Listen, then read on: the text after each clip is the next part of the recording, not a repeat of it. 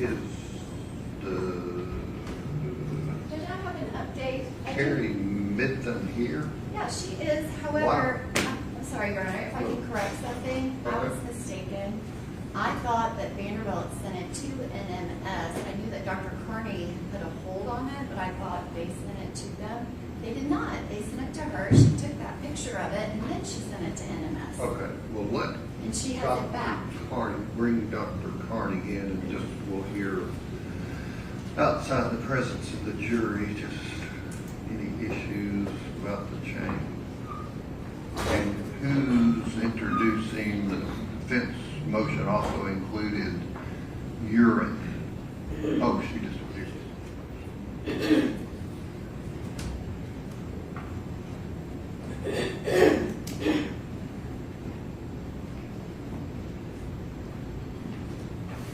And General Norman, the defense motion also included urine.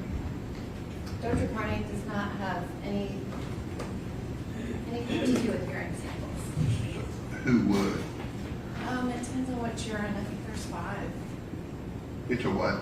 So I think there are 5 samples of urine. I don't know which one they're referring to. It says the urine collected on 2/25 and 22/59, and then they footnote that there was a corrected lab report changing the date. Are people going to testify about that? No.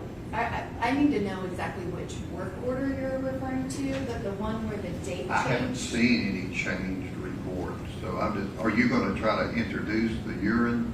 The one where they changed the collection date, no. Okay. So there's some other urine collected by who? Yes, Detective Reese collected a urine sample from Vanderbilt Okay. Hospital. So the number 1 on their motion about change is not going to be an issue, right? Correct. Okay. Doctor, if you'll step up just a moment about this issue about the blood. Do you swear to tell the truth, so help you God? I do. You have that. Your Honor, may I ask that Exhibit 12 be passed to the witness? Okay.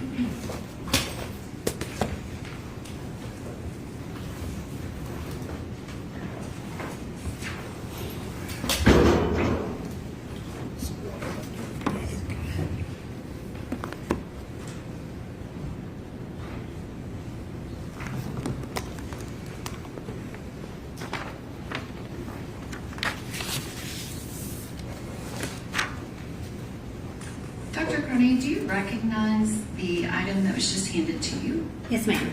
And what is that? This is the admission blood sample for Miss Jade Benning that was sent to my office. And did you make a specific request for the first hospital blood sample? Yes, ma'am. And is that the first hospital blood sample that you received from Vanderbilt University Medical Center? Yes. And once you received it, what, if anything, did you do with it? We took a picture of it. I looked to see how much blood was in the vial so I could determine how much volume I had to work with for the subsequent testing. And then we sent it from our office to NMS Labs for toxicology testing. And did you receive a report from NMS Labs on that toxicology testing? Yes, ma'am. And did you incorporate that report into your final autopsy report? Yes. And in preparation for trial, did you have your office take additional photos of that same tube of blood that is pictured in Exhibit 12? Yes, it was. I requested NMS Labs send it back to my office after the testing, and then we took pictures again. Your Honor, I have 3 photographs. If I can Oh, please okay. go with it.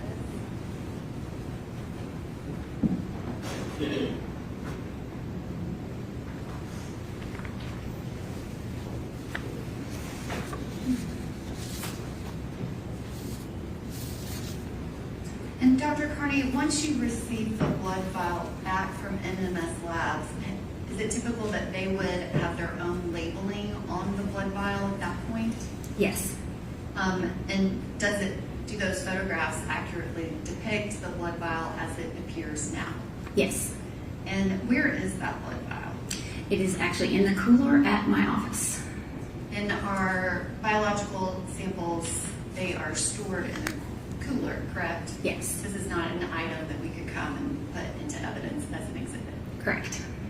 And the NMS laboratory stickers, does it reference a specific work order of 23126-889? Yes, ma'am.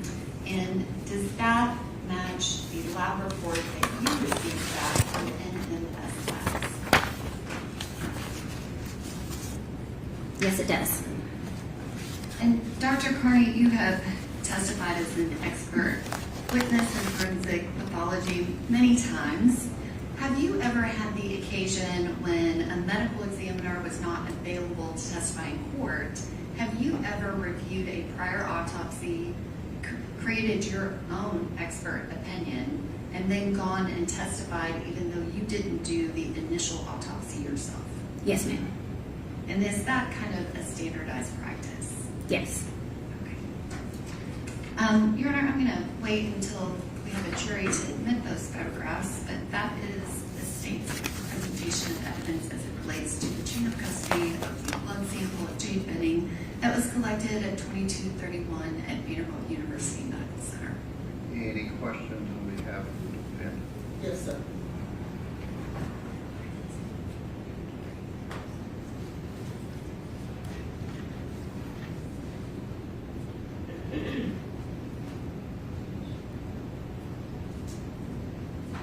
Good morning, Dr. Carney. Good morning. It is good to see you again.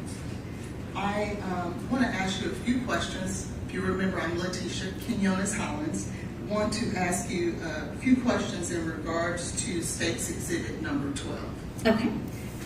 Who drew the blood? Who drew that vial of blood in State's Exhibit number 12 on 2/25/23 at 2231?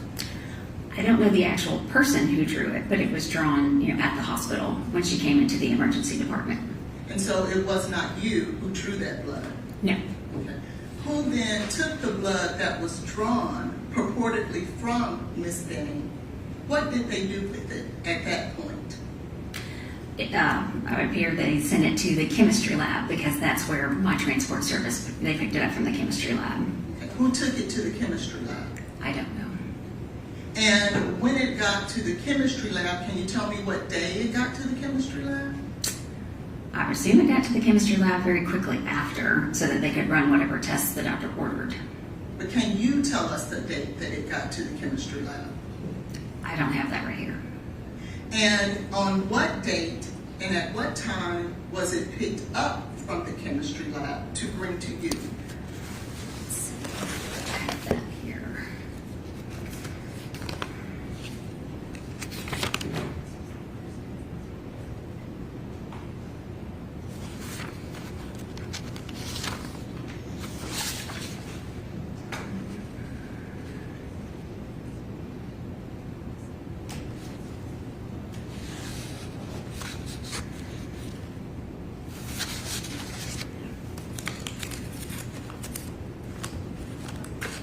Not sure if I have that documentation, exactly what date and time it arrived at my office.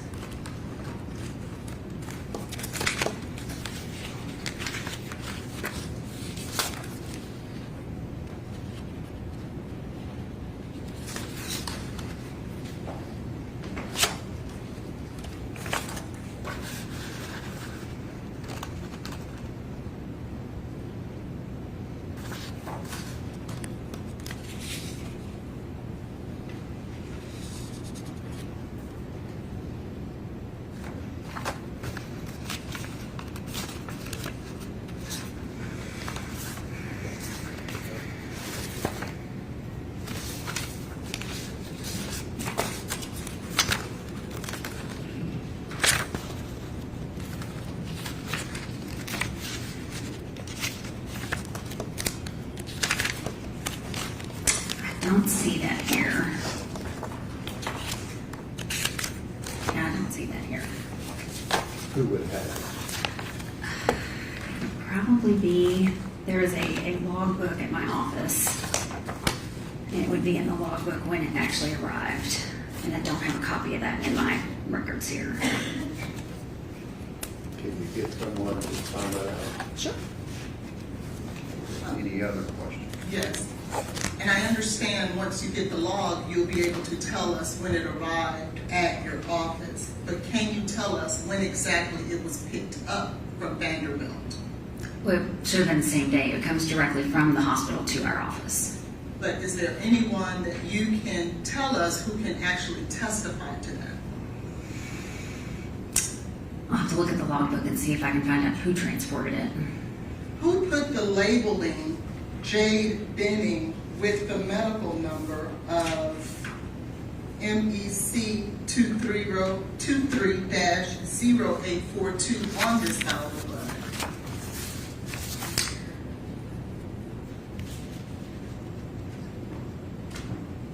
In other words, who affixed the labeling of this vial of blood? Objection, Your Honor, to irrelevant. Okay, do you know? I'm not sure if that was us or if that was NMS Labs. You were talking about the photos when you got it back. Right, so this label that's separate from the tube, that's my office label. The tube, the Exhibit label that's, 12, she's referencing. yeah, this one, this is just the hospital label that's on the tube. And then this is my label at the office. Okay. And then when you got it back, So when we got it back, this is, the paper label is from my office. And then this label, I'm not sure if this is all one sticker, and if it is, then that might be the NMS Labs label. And I guess my question is, when this vial of blood was labeled to belong to Miss Benning, who did that? We identified it as Miss Benning's blood at our office and would have sent it as such. And it gets packaged in a way that it's usually enclosed so that it can't be broken open and Yes, ma'am, I understand. altered. But before it got to you, someone had to label that it was in fact Miss Benning's blood. Correct? Right. There's a stat name that belongs to her. Right. Who did that? So she got her stat name at the hospital. No, ma'am. Who identified it? Who put the labeling on this vial of blood so that we would know it is in fact Miss Benning's blood? I would assume whoever drew it from her, that's their responsibility to identify her and label talking it. about Vanderbilt. Right. Okay. And do you know who that person is? No. What method did they use to obtain the blood? I wasn't there. I don't know.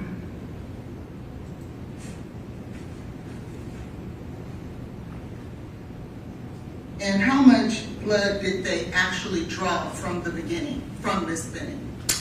I don't know how much there was from the beginning. I know how much there was when it came to me, because that's in the report.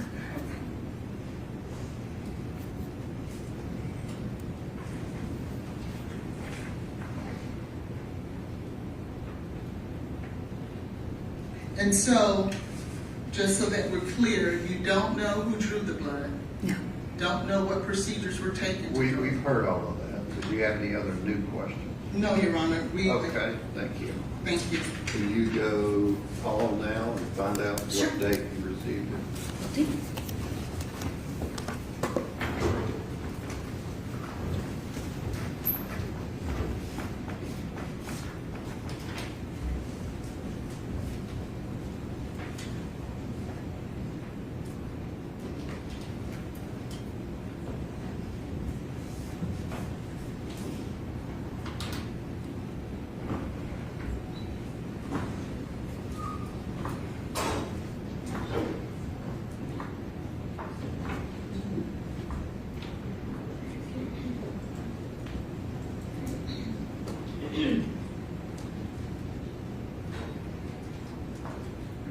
And, yes, Your Honor, would you like for me to call Dr. Midden while we're waiting for that block book? you can do that, just for this Just part. for efficiency's sake. Who, yeah, step out there, Keith. Carrie Minton. Yes. Is it okay if I tell her what's going on and why I'm calling her? Okay.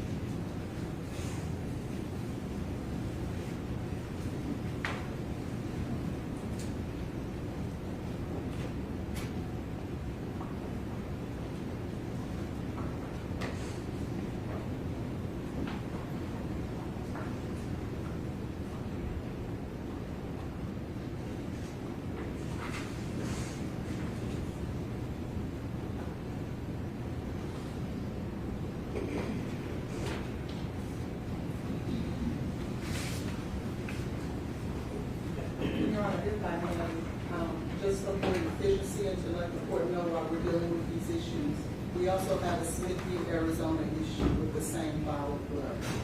A what issue? Smithview, Arizona issue. Okay. Is this the witness, General Norman, that would clear that issue up? Yes, Your Honor. Okay. Raise your right hand and be sworn. Do you swear to tell the truth, so help you God? I do.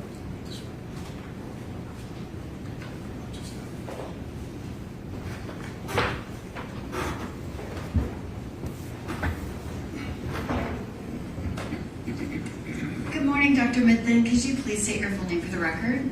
Carrie Mibthun. And could you spell your first and last name for the court reporter? Sure. First name is Kari. Last name Midthun.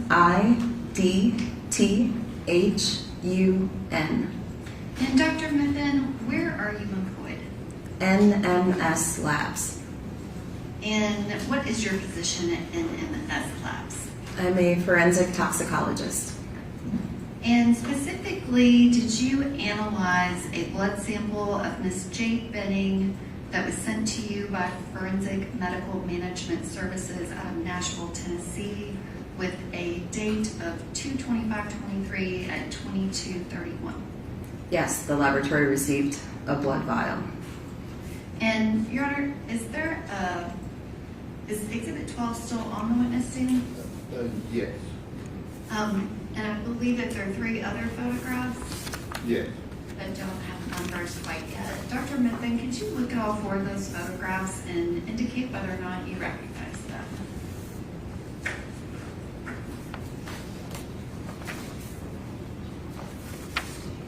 Yes. And what is pictured in those photographs? So this is multiple sides, images of a single blood tube, and based on the labeling on the blood tube, it refers to an NMS laboratory number of 231268889, specifically item number 001. And I am going to ask that you be handed pages 15 through 27 of the litigation packet the defense requested.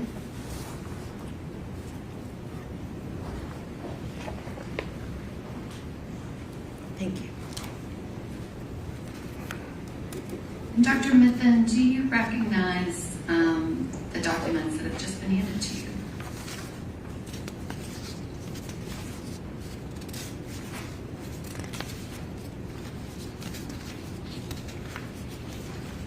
Yes. And are you able to identify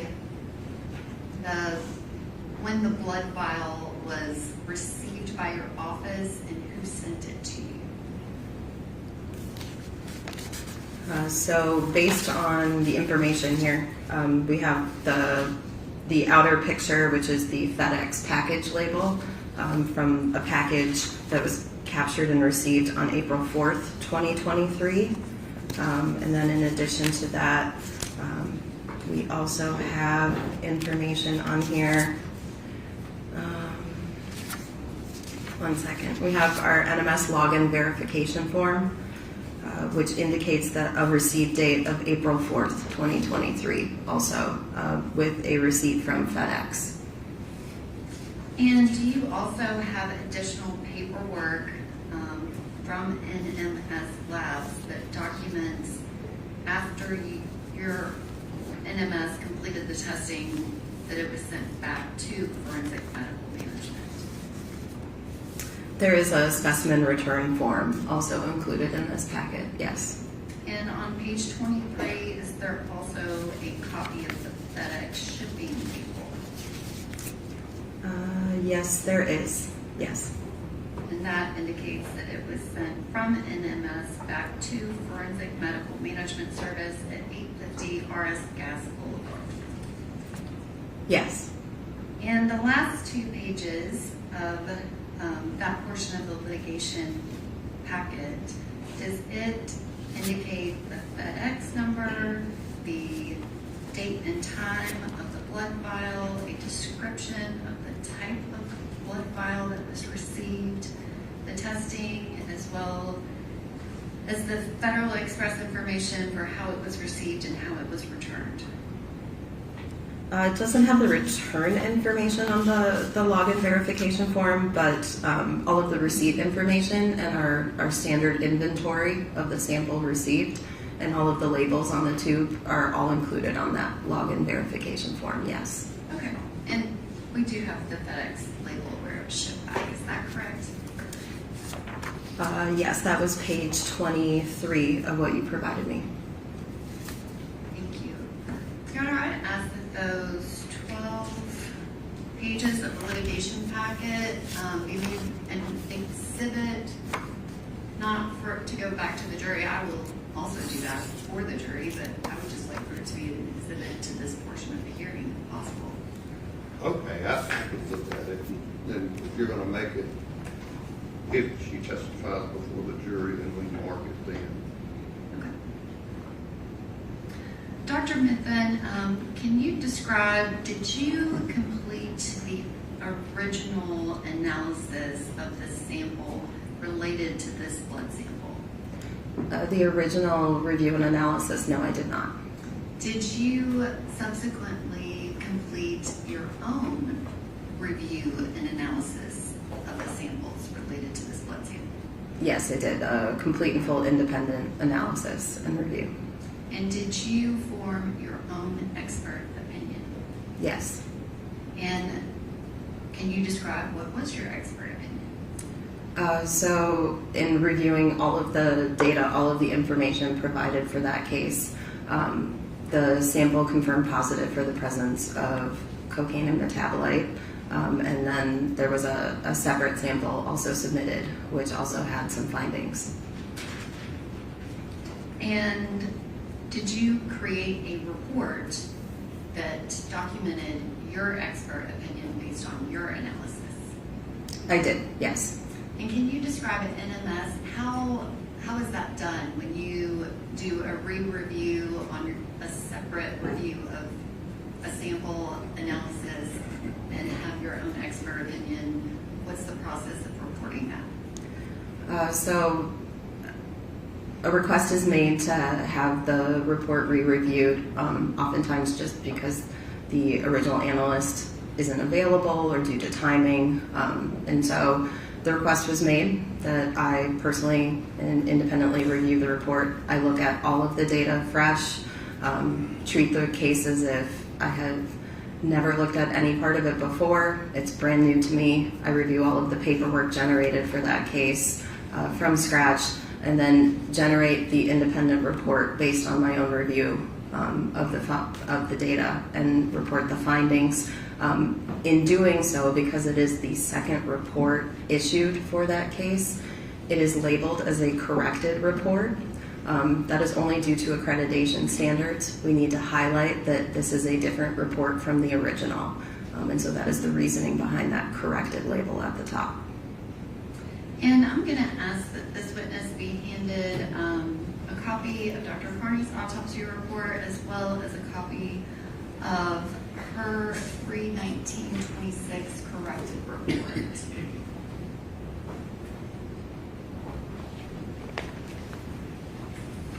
Thank you.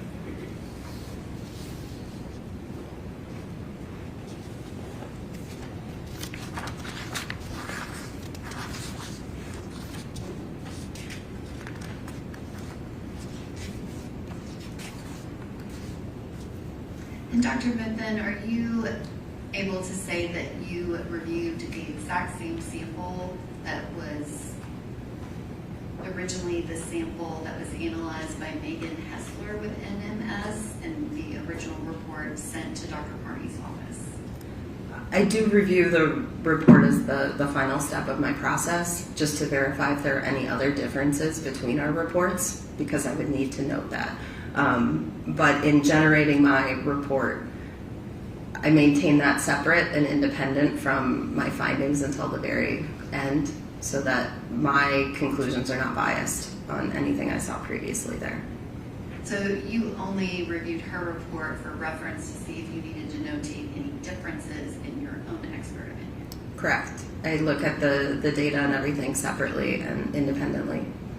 But can you compare the two reports and the specimens that are the basis of the reports as well as the work order number and state that those are in fact the same sample? Yes, they are. And does your report include a specimen received date? It does. And what is that date? On the bottom of page 1, it notes the specimens were received on April 4th, 2023. And that's the exact date that's in the paperwork that is part of the litigation packet that you just testified to. Correct. Thank you, Dr. Minton. And one question, and I don't know if Joe Norman needs to follow up or not, but I think you said your results, cocaine, metabolite, but you said something about a second sample? There were multiple items submitted under that work order or that request. So I've been asked about item number 1 specifically, which was the blood tube. What's item number 2? Item number 2 received was a liver tissue specimen. Are you going to get into that? I am not going to ask her about that. I will ask Dr. Carney questions about that, but Okay. So this witness didn't do any analysis of that sample? No, I don't believe so. I mean, I reviewed it and created the report, which has the findings. Oh, I'm sorry, did you review that sample as well? Yes. Okay, I'm sorry. It's all part of the same I thought you report and said work that order. you only did the blood, which if you only did the blood, that's fine. The request was to re-review The whole the case. entirety, so she did do that. Are you gonna ask this doctor about the liver sample? I'm gonna ask if she analyzed it, yes. Okay, and so was it the same, you did a new analysis on that as well? An independent review, yes, of all the data generated for the entire case, all items received for it. Okay. And what was the individual's name, Megan, that did the initial? Megan Hessler, How do you spell that? first name or last name? Last. Hessler. Cassie. Okay. Any questions on behalf of Mr. Taylor? Yes, Your Honor.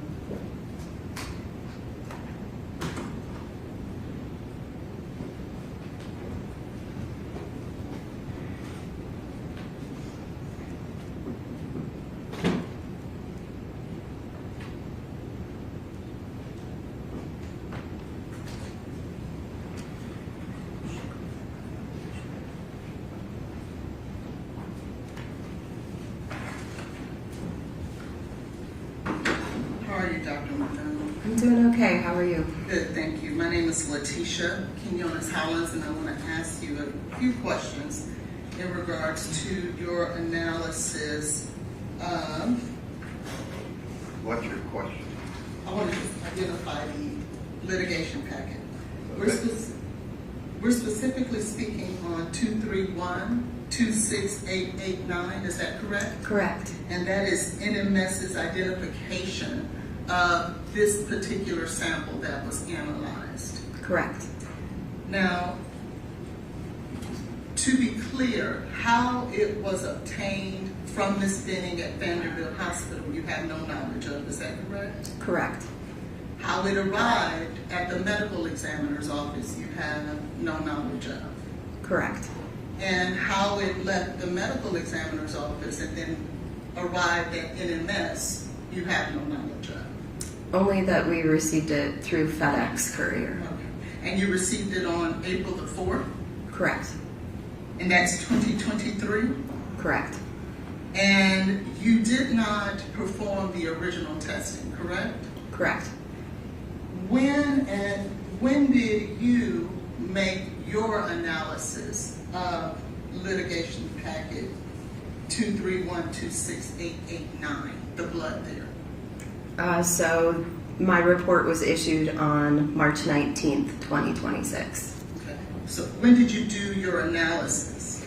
It would have been, that was when I did my final signature on it. I may have started reviewing some of the data a day or so prior. I don't recall the exact date, but my final report interpretation was signed off on the 19th of March, 2026. So are you saying that you started your review of this blood and this analysis prior to March 19th?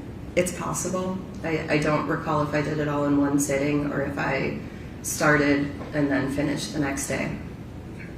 And can you tell us what is all involved in your review in order to obtain a final outcome, a final conclusion? So as part of case review, it's reviewing the specific data generated for the case, reviewing anything that was performed for screen testing, any confirmation testing or more definitive testing that's performed after the fact, reviewing any paperwork received in terms of requisition forms, submission forms, reviewing chain of custody, reviewing that login information form, reviewing phone log communications to ensure that we've performed the testing that was requested, ensuring that the testing was completed in full, that a test wasn't missed, and then ensuring the accuracy of the data. So if during my review I identify an area of concern, I can ask that a test be repeated.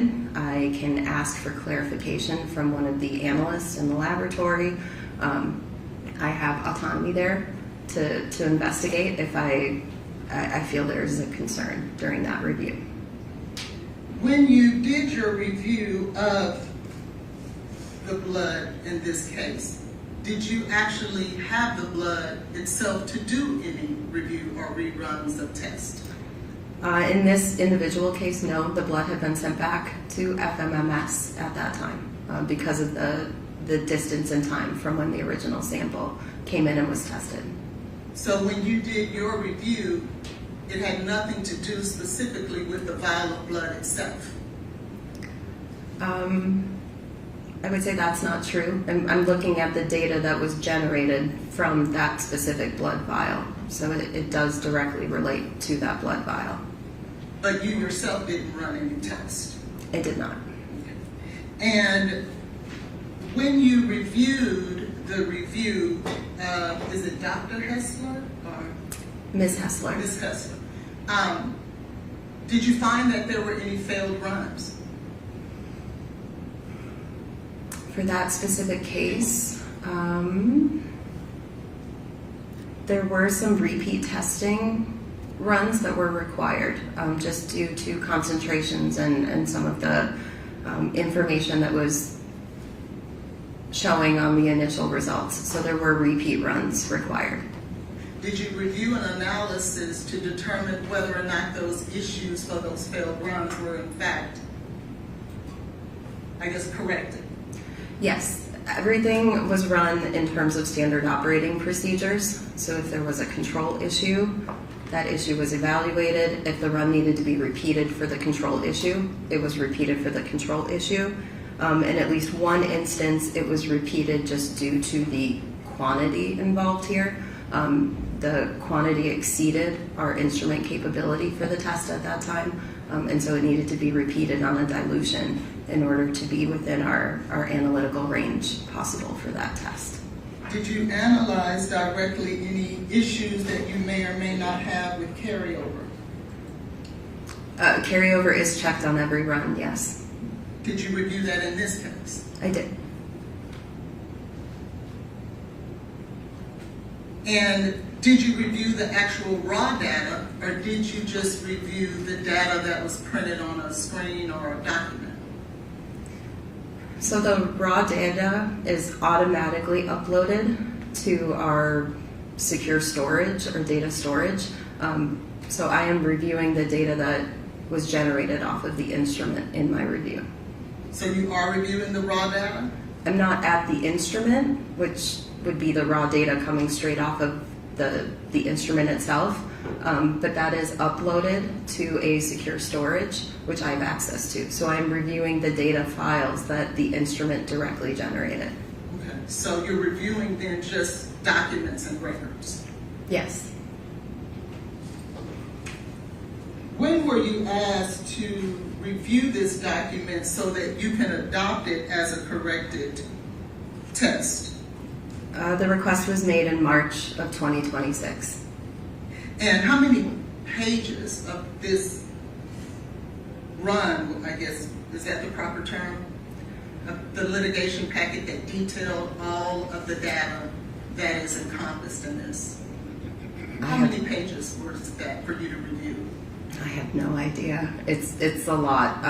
So on top of just the case, these runs are performed with quality control samples, with calibration samples to help determine a quantitation. So each run can be hundreds of pages long, and this sample had several runs because of the repeat testing. So I'm not exactly sure how large that file was. It was likely hundreds of pages, if not over 1,000 pages. Would you trust me if I tell you that it was 1,912 pages? That would not surprise me. And how long does it take to review all of this data? Which part of the process? The whole entire thing, because in order, and correct me if I'm wrong, in order for you to adopt the findings of Ms. Hessler, you have to look at everything, don't you? Correct. You have to look at really the raw data too, correct? Yes. and you have to look at all the pipettes and all the different things that is utilized in order to assure that the information and the conclusions that you are coming to are in fact true. That information is documented on the paperwork that I am reviewing. I may not necessarily look at every single pipette unless I see an issue or a discrepancy and go back and start digging in to determine where that issue occurred. By the time I, as a case reviewer, see each individual piece of data, it has gone through multiple levels of review in the laboratory as well. So there's the analyst who's performing the run. There's an analyst who determines that the run finished and was acceptable, that the quality control samples look correct, they are acceptable. There is an independent technical review of that run after that original analyst signs off. All of that is performed for every single run at minimum. So you have at least 2 or 3 people looking at it at the individual batch level. And then once all testing is complete, then it hits my side or my part and my responsibility. So I'm not only looking at their data generated and looking that they've reviewed independently the results. I'm looking at the full picture and piecing the data from multiple runs across multiple parts of the laboratory to ensure that the results are consistent and that they're fitting together, putting the pieces of that puzzle together, that things are consistent. We're seeing consistent responses between a screen run and a more definitive confirmation run. So I'm doing a higher level overview review after multiple levels of review have already been performed before me. Okay. And so then you did not participate at all in any of those runs that you just described? Correct. I'm not directly involved in the handling of the sample or the chain of custody. And so you then would have to trust that whoever did those runs, whoever completed those testings, whoever performed the quality control, whoever actually performed the pipetting of everything to check the carryover, you have to trust that what those individuals said is in fact true. I mean, it said and also shown through the data. There are a number of checks and balances that we do throughout all of our testing. There are individual control samples run. They ensure that the instruments are running properly, that the extraction and the test technique is being performed correctly. I am seeing a result that is expected because that's a control result. I know what the result should be, and it did perform that way, and it came off the instrument that way. And then we have the calibrators, which are known quantities of the drug, so that we have a very accurate quantitation and numeric value for those samples. There's something called an internal standard added to every sample. That also ensures that the extraction is performed correctly. So there are multiple levels of checks and balances throughout this entire system. It's part of our accreditation requirements that we are performing this per our standard operating procedures. So if I see that something has gone awry, if I see that there's a concern, I will call it out. But if standard operating procedures are being performed, then all of those steps are being completed accurately. And I do trust what the analysts are doing because my data is showing me that things are operating correctly. And who puts that data and those types of things that you just listed, who puts that into the system? When you say system, do you mean the computer generated system, or? You have to, I guess, quantify things or qualify things. There's someone who's actually doing that, right? I mean, so it's part of validating those test methods and ensuring that those test methods are accurate. So there is a very long process to really test and prove that the test you're creating is an accurate and reliable test. Once it's validated, then there are analysts who are authorized and trained to perform that specific test. And they are trained by task in the laboratory. So an analyst who performs a screen test may not be the same analyst who's authorized and able to perform a different definitive test. They're very uniquely trained to each of their tests and their capabilities there. They have to be competency tested. They are very good at what they do. Correct. And so you have to then, it is because of that that you're able to trust them. Correct. Okay. But you do have to trust them, don't you? I do, but I have a way of checking too through the data that things are working properly. And who were those individuals who actually performed the actual testing that you just described? It would be on the chain of custody document. I don't memorize that because it's many individuals. When did the request for you to take over this case come in? It was March of 2026. I don't recall the exact date. May I approach? If I had the document and information here that came from your office, would that help refresh your memory and aid you in your testimony? It's probably documented, yes, in the communication log. May I provide this to Okay. the witness and Get I'll that. report the state as well?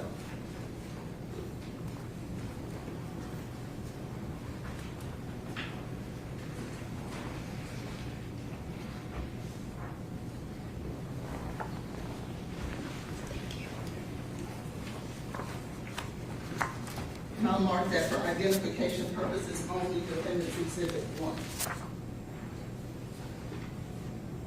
Can I draw your attention? Hang on, can you answer the question from your review?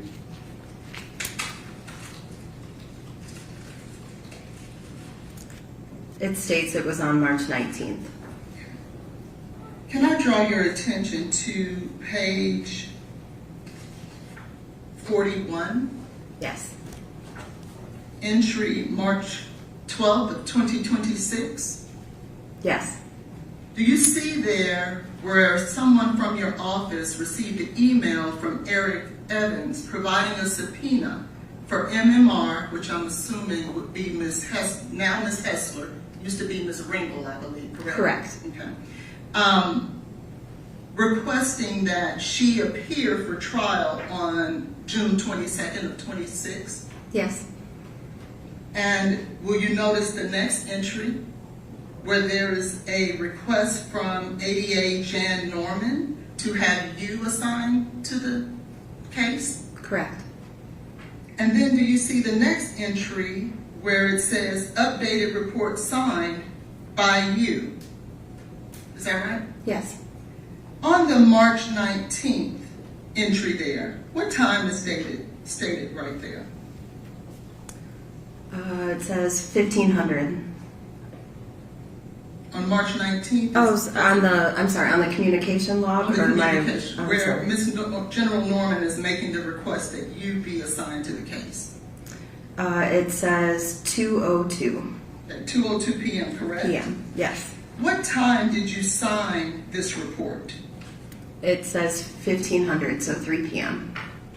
So it is your testimony that all that you just described, and what date is your report signed?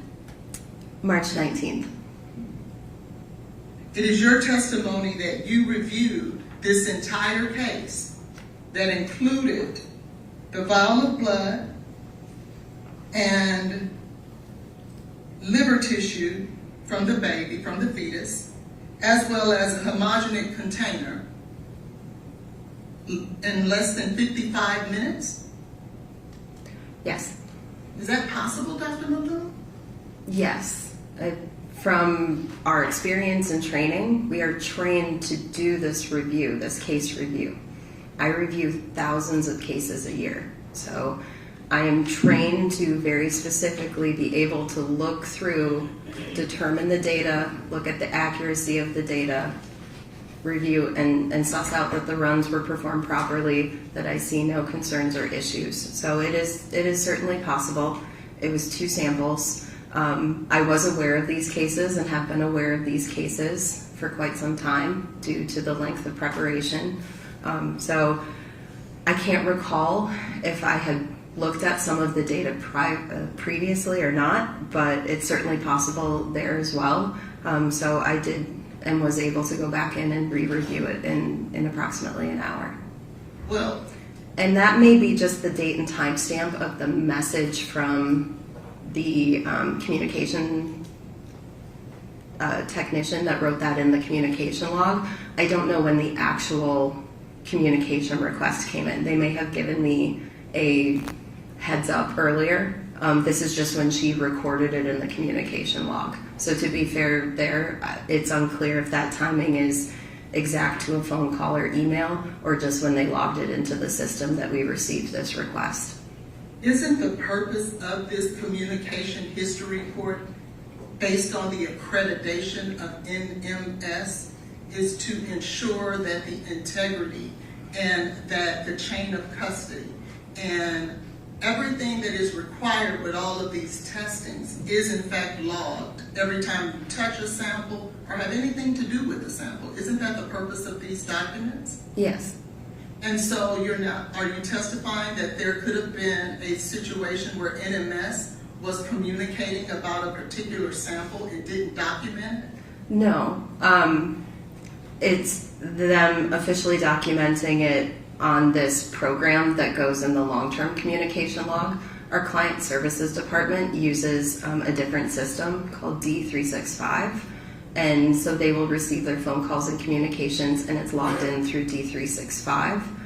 But then they have to do a separate independent notation to put it into this permanent communication log. So it is logged in other locations. I don't know when they physically received the request from the DA's office. I can only see when they marked it in this communication log. And to be fair, when I'm writing communications, such as when we met earlier this year, I didn't write my notes until after our meeting. So my date and time stamp wouldn't have been completely accurate to the date and time of our meeting because I couldn't write it until after we had finished speaking. Correct, but the request from General Norman didn't come in until March 19th. So how could it have been done previously? It may have come in earlier in the day than 2 p.m. is what I'm saying. That timestamp may not be completely accurate to the physical request that she made.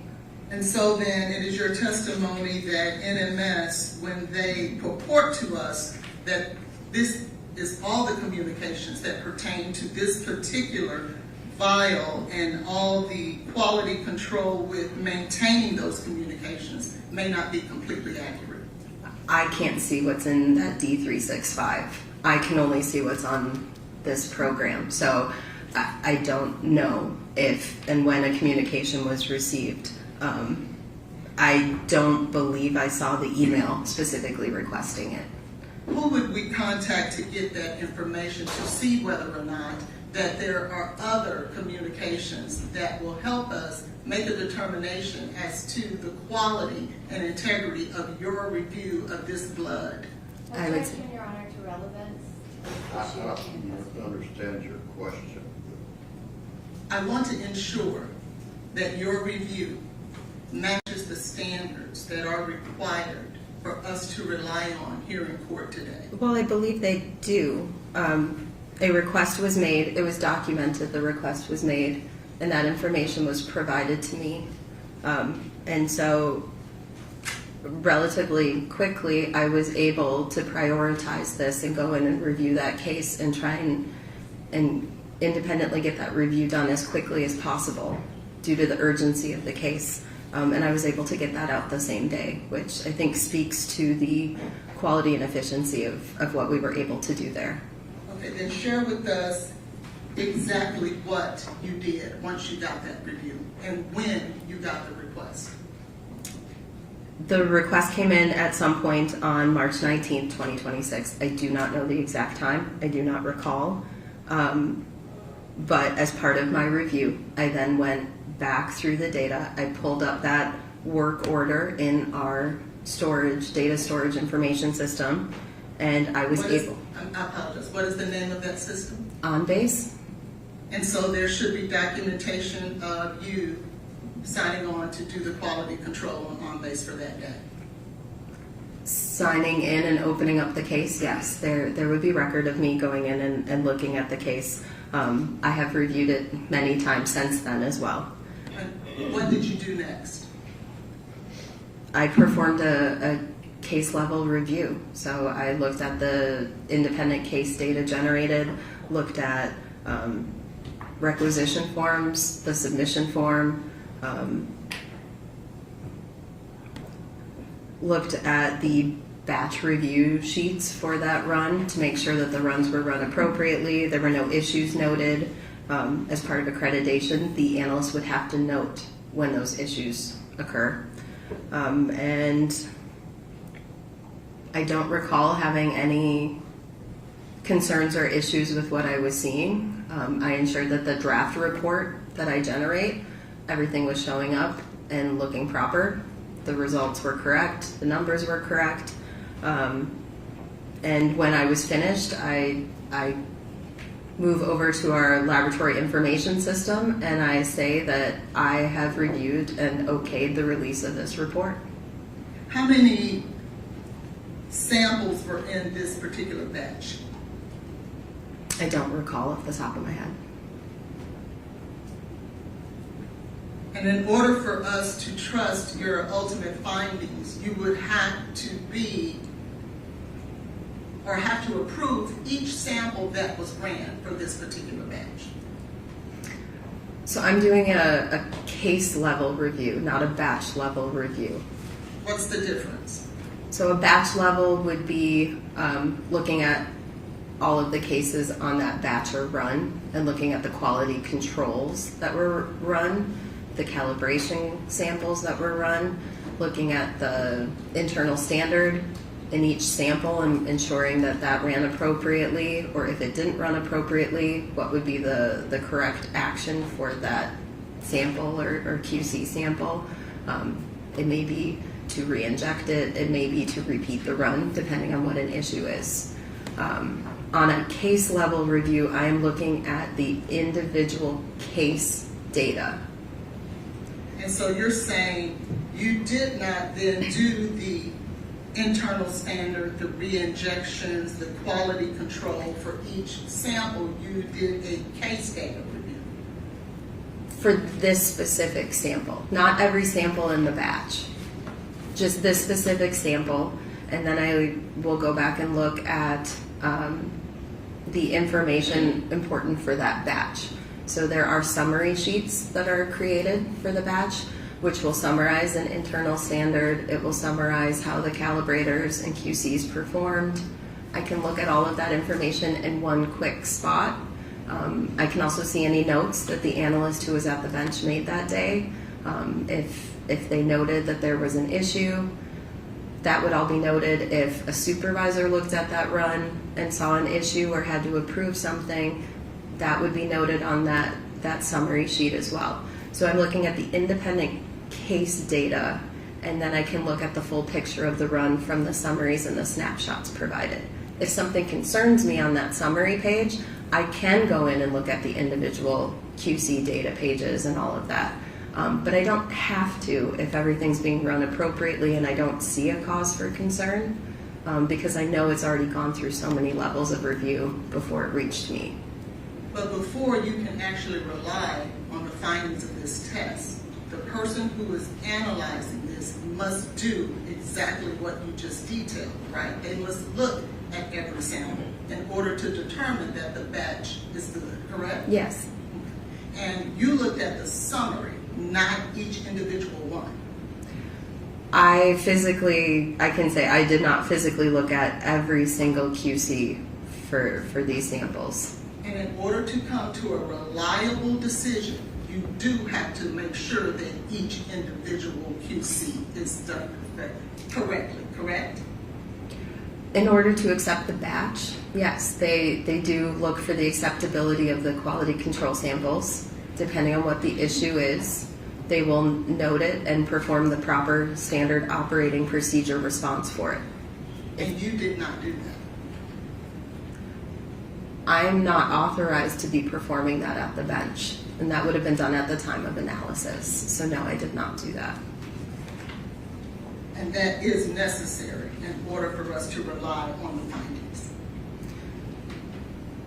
The findings are reliable. They've been accepted. They've been peer-reviewed multiple times, technically reviewed multiple times. They met all of our acceptance criteria in order to accept that run. So the findings are accurate and acceptable. Right, I'm not questioning that. What I'm stating is that that person has to do those individual QCs in order to get the reliable findings. To review them, Yes. yes. And that's what you yourself did not do. Every single QC for every single run, no, I did not do every single one. I may have looked at some of them. I don't recall. I have prepped for a number of reports for today, so I do not recall exactly which QCs I looked at for exactly which samples. And there are other things in regard to this testing that you yourself could not look at and or do because it just wouldn't have been enough time. Would you agree? Such as? Well, you had 53 minutes to review all of the data. It's impossible for you to have looked at each and every step along the way in order to come to that conclusion. Each QC? Yes. Correct. That I was doing the case data, looking at the summaries. If I had a question on one, I would go in and look at it. So when you narrow it down to that, I had enough time to look at all of the individual case data for those samples.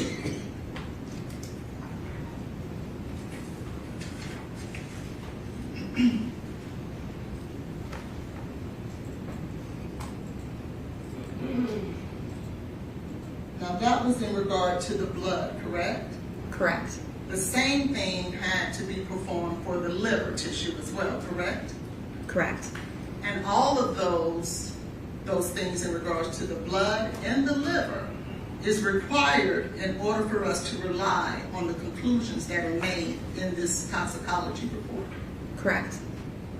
And if I asked you the same line of questionings in regard to the liver, your answers would be the same. Yes, I do the same type of review, regardless of the specimen or the tube type.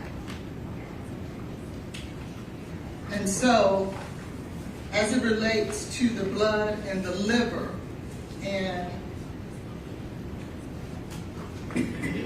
NMS work order 231268889, you relied on the summaries for the individuals who performed this testing as opposed to each individual QC for the blood and each individual QC for the liver. I don't recall if I looked at individual QC files for the case, but as part of my standard review, I look at the case data, I check the batch information, and then I will investigate if I see a concern. I will investigate and start looking at the QCs and some of the standards, the calibrators. So I just don't physically recall, based on the number of runs performed for the case and how many cases I was preparing for, exactly which files I looked at for which case. Thank you. Mm-hmm. Any other questions?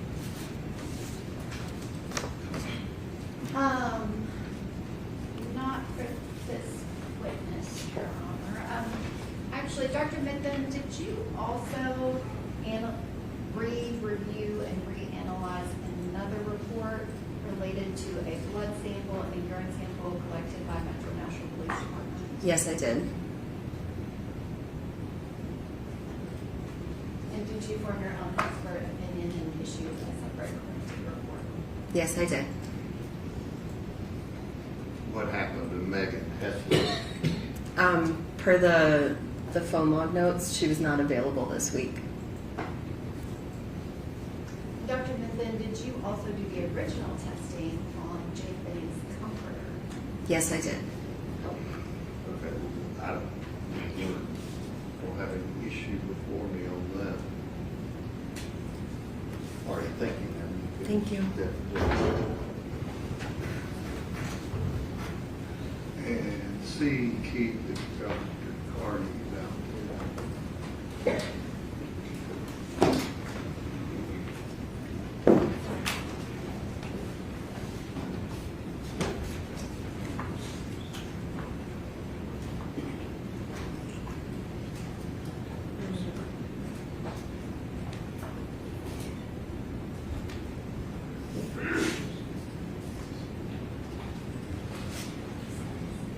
Your Honor, may I hand your court officer the exhibit sticker to label that exhibit?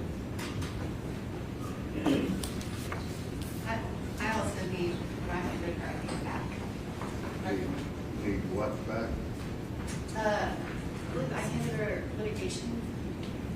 Or, did Your Honor, I think you said that I could put it in through her versus Okay, running it for give her. that back to General Norm.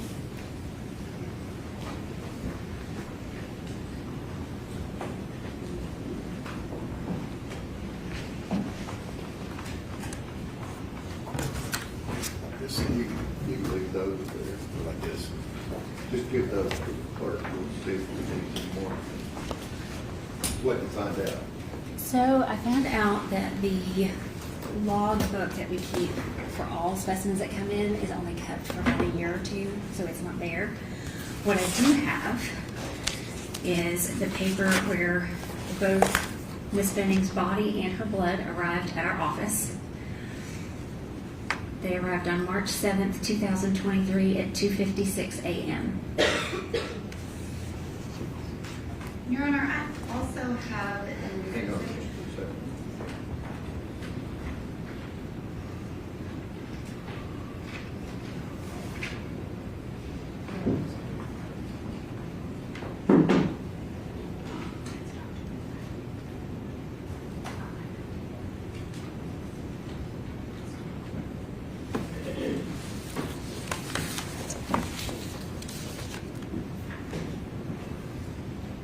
And are you wanting to ask other questions?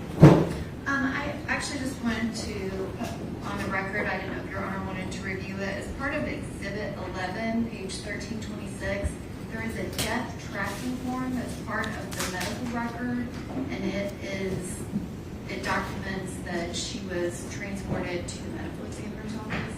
Okay. And you're saying, doctor, the blood came with the body? Yes. Okay. Any other questions of Dr. Carney? I have a few. Peter, all right. Dr. Carney, how many times was that blood vial taken out of the storage at Vanderbilt? Do you know the answer to that question? No, ma'am. Do you know whether or not that vial was ever removed for any reason? No. Do you know all the testing that was performed on that vial of blood at Vanderbilt? No. Do you know whether or not that vial of blood was stored in a particular refrigerator at Vanderbilt? I don't know which one. And do you know if it was stored in a refrigerator at all at Vanderbilt? I do not. Will you agree with me that the tubing that is normally required to maintain the integrity of a blood sample was not utilized in this particular case? I can't agree with that because I don't know what you're referring to. Meaning, are there different types of, like gray top tube, blue top tube, yellow top tube that are utilized to preserve the enzymes in a particular blood? You mean to preserve the drugs? Yes, to preserve the drugs. Yes, there are different types of tubes. Now, when they drew this particular vial of blood, I don't know that it was for toxicology testing. It was for other types of testing they were performing as they were trying to save her life. Sure, I understand. And so then the tubing that was utilized in this particular case is just a clear plastic tube. It's a clear top tube, yes. And it had no preservatives in it. Correct. And those preservatives are necessary in order to preserve and maintain the integrity of the matrix, in this case, which is blood. What exactly are we trying to preserve? Why are the tubes with the colors, let's use a gray top tube. Why do they use that? So we use a gray top tube because it has sodium fluoride in it, and that will inactivate those esterases in the blood so that cocaine is not broken down after death. And so that wasn't done here. No. And those are utilized to maintain the integrity of it, is it not? Well, I don't know if it's so much integrity. The blood is still in the tube. It's safely in the tube. There's nothing wrong with the integrity of that. It's just that the esterases can continue to break down the cocaine. And cocaine is extremely volatile, isn't it? Well, I mean, it's one of the only drug. It's the only drug I'm aware of that can be broken down after death. But we can also test for the breakdown products, so we don't lose that information. But best practice would have been to place it in a tube with those proper preservatives. Well, that's what we do at autopsy, yes. But again, at this time, that wasn't the purpose, I think, for this particular tube of blood. Thank you. Any other questions? There you go. Okay, thank you, ma'am. You'll really glad that.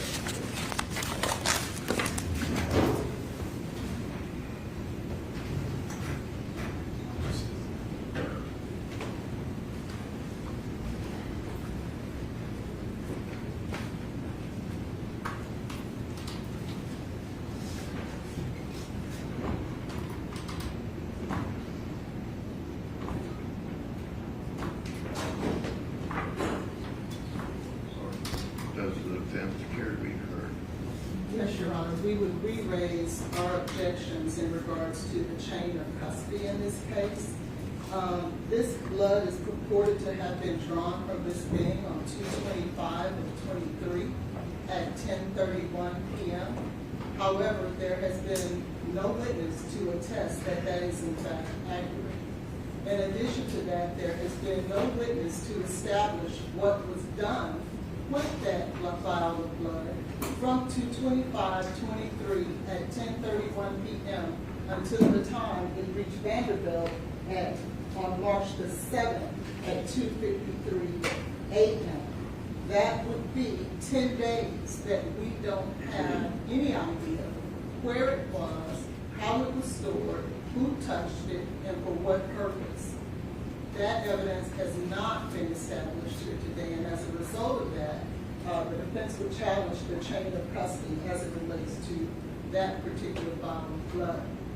In addition to that, in regards to Dr. Methuen, she has testified that she had to rely on the summaries of those individuals who actually performed the QCs for each sample in that batch run of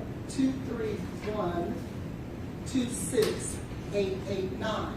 She stated that in order to trust and rely on the findings that are purported in this toxicology report, that those testings and all the quality controls that performed would have had to be accurate. She has testified that she did not do that for each sample, and therefore, as a Is the result. first report testimonial? Yes, Your Honor. How so? It's testimonial because in order for Mr. Taylor to be able to trust that this is in fact an Some at accurate. the lab didn't know anything about Mr. Taylor or whether there would be any charges. Could you repeat that, please? What's the lab doing in MNS? NMS, What's their primary purpose of testing the blood? is Was to, it to determine whether there was a crime? no, they're testing whether or not there was cocaine in the blood. In order to be a crime? Well, I don't know that the mere fact cocaine is in the blood makes it a crime. Right, neither do they. So what is their primary purpose? Their primary purpose is, in our opinion, is to test the blood to determine whether or not there's cocaine. Because if you look at the toxicology report for 231-268, That had nothing to do with the criminal prosecution. the whole reason that it was sent there in the first place is because Dr. Carney was contacted. They're trying to determine what happened to this lady, right? Correct. So what does that have to do with potential criminal prosecution? So if we need to do that, I can ask Dr. Carney to get back on the stand, and she will tell you that she was contacted and spoke with Dr. Reese. I'm talking about the first test. This is the first test. The first test that you're complaining about Megan Hassler running. Yes. That first test was in regards to this particular case. Does the state care to be heard? Your Honor, the standard is very clear. An expert cannot come in and just testify to work that did her own independent analysis. She formed her own expert opinion. She issued a report based on that opinion. And that is done frequently in our courts. There is nothing unusual about this, and there is nothing prohibited from it. Well, the case law on their side even talks about a surrogate witness. She is not a surrogate witness. She is her own witness. She did everything herself. The fact that someone else did it once before her has nothing to do with it. All right, in terms of the chain of custody issue and the blood, we have to go back to Dr. Olashoga, who he was unclear what Exhibit 12 was, which makes sense because it hadn't even been, that photo hadn't even been made when he was involved in the case, but he did say that the blood was taken from who they labeled as the stat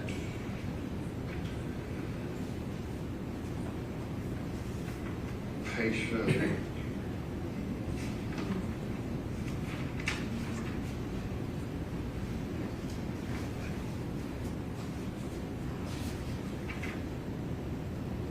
And at the date, etc., that the blood was taken. The hospital records show that. I mean, the state doesn't have to show every runner that touched it or every person that touched it in the chain, but to give the court reasonable assurance that we're talking about the same vial of blood.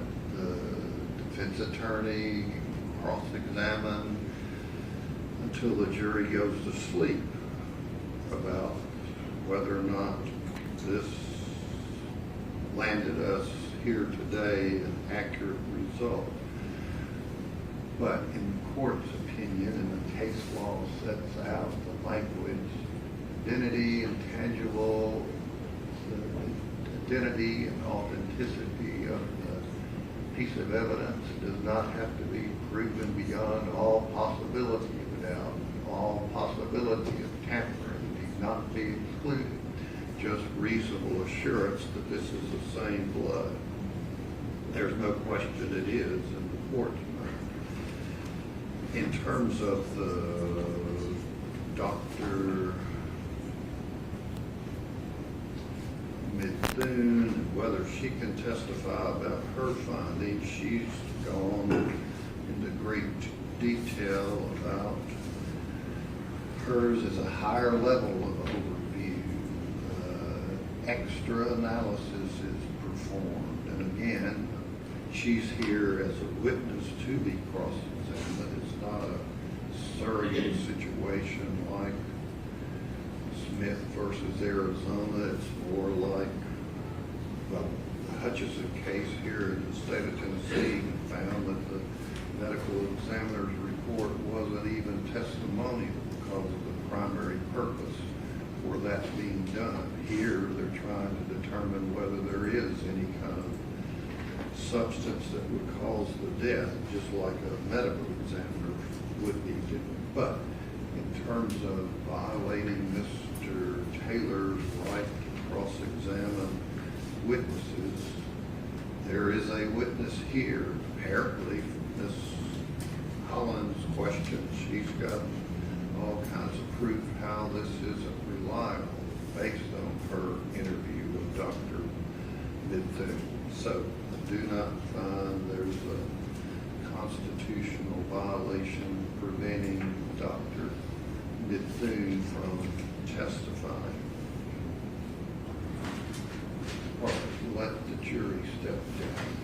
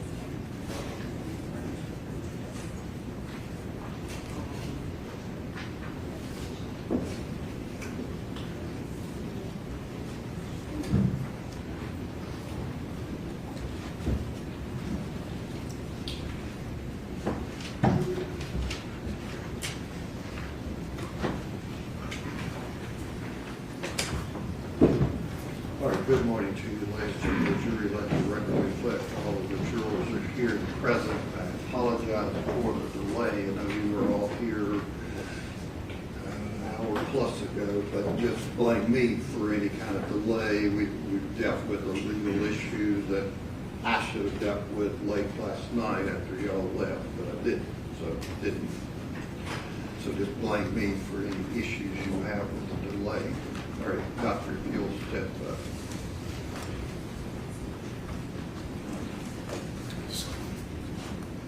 Raise your right hand and be sworn. Do you swear to tell the truth, so help you God? Do you?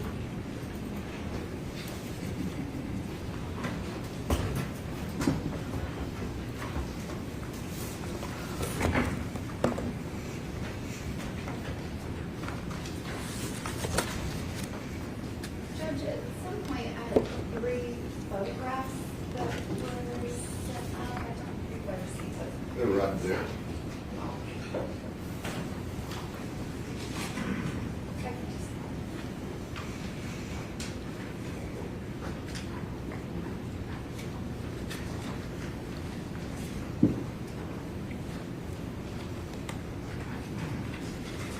Good morning, Dr. Carney. Good morning. Could you please state your full name for the record? Yes, it's Erin, E-R-I-N, last name Carney, C-A-R-N-E-Y. And Dr. Carney, where are you employed and what is your position? I work at the Center for Forensic Medicine. We serve as the Davidson County Medical Examiner's Office and the Regional Forensic Center for Middle Tennessee, and I'm a forensic pathologist. And what is your current position? I am the Interim Chief Medical Examiner for Davidson County. And how long have you worked at the medical examiner's office? Been there, it'll be 13 years next week. And prior to that, what did you do? So prior to that, I did my education and training to become a forensic pathologist. I earned my Bachelor of Science degree in biology with a concentration in biochemistry and cellular and molecular biology at the University of Tennessee, Knoxville. I attended Vanderbilt University School of Medicine, where I earned my Doctor of Medicine degree. I completed residency in anatomic and clinical pathology at the Johns Hopkins Hospital and a forensic pathology fellowship at the State of Maryland Office of the Chief Medical Examiner. And do you hold any certifications or medical licenses? So I have medical licenses in the states of Tennessee, Texas, and Kansas, and I am board certified in anatomic, clinical, and forensic pathology. And can you describe, do you do any teaching in the field? Yes, so we teach residents in pathology who rotate through our office, and I am an assistant professor at Vanderbilt. And approximately, can you estimate how many autopsies you performed in your 13 years at the medical examiner's office? I've performed over 3,000 autopsies. And that's you yourself. Yes. And Your Honor, if I can pass the witness the document. Okay.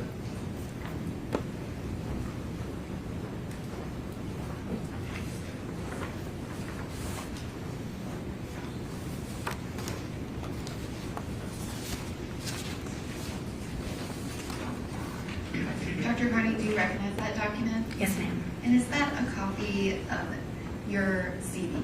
Yes, ma'am. Your Honor, at this time, I'm to ask that that be made the next numbered exhibit, which I believe is number 30. Okay. Dr. Carney, can you describe what is an autopsy? What is that process? So an autopsy is an examination of the body that consists of 2 parts. There's an external examination and an internal examination. For the external examination, I'm looking at the outside of the body.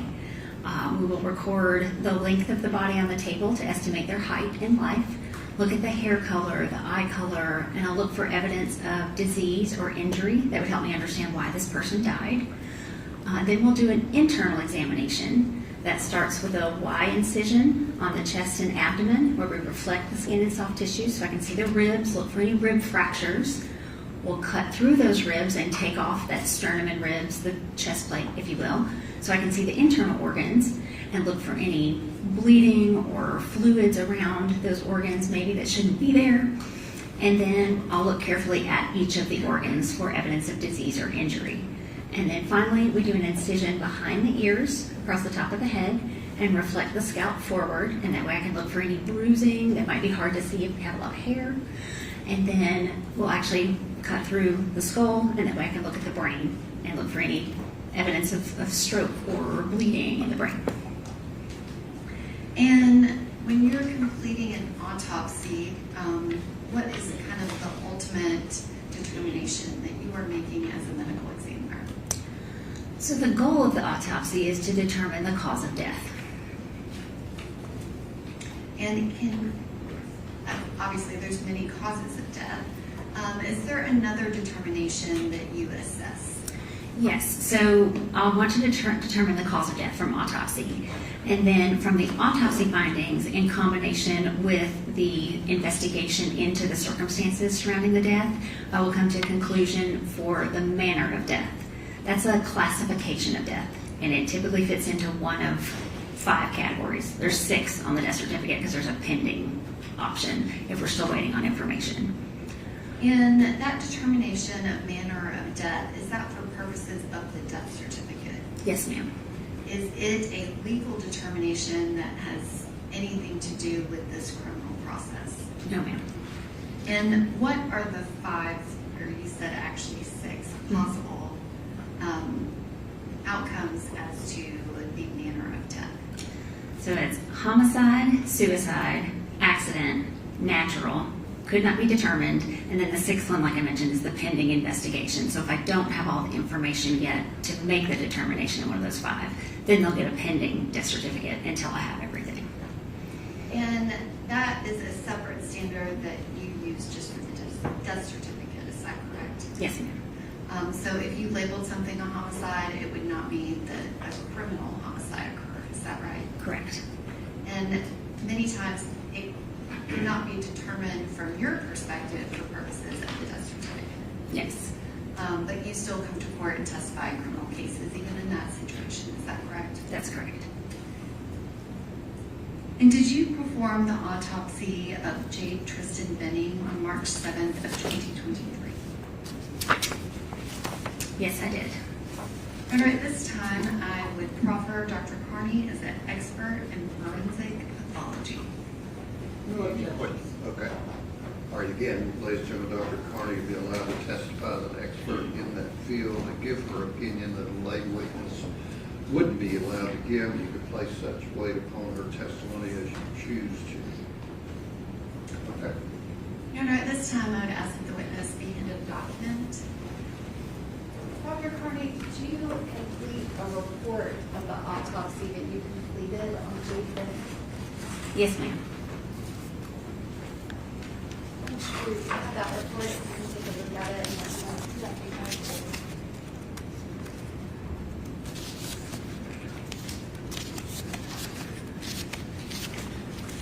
Yes, this is my autopsy report with the attached toxicology report. Dr. Carney, how did you first get notified of Jade Benning? Was it when she was received by your office at the medical examiner? Objection, Your Honor, legal. Okay. The question was, when did you get notified about the death of Jade Benning? Well, my office was called actually a few days after she went into the hospital because she had experienced this anoxic brain injury, and it was believed that her death was imminent. Is that like a typical thing that happens? Yes. And once you were contacted, did you engage in discussions with people at Vanderbilt? Yes. And specifically, who were you speaking to at Vanderbilt? I had a lot of dialogue with the toxicologist at Vanderbilt because initially Ms. Benning's reason for her brain to be deprived of oxygen, the reason that her heart stopped, was unknown. And so there was a lot of testing and trying to determine why this happened. And so we were in discussion trying to determine what might be her cause of death and what I might need to test for or look for when she came to my office. And did you actually make requests related to Jade Benning before her body ever arrived at your office? Yes, so when we are notified that a death is imminent and they're in the hospital for an extended period, and I think the toxicology could be very important in the case, then we want to make sure that that initial blood sample that was taken when they first came to the hospital is saved and not discarded.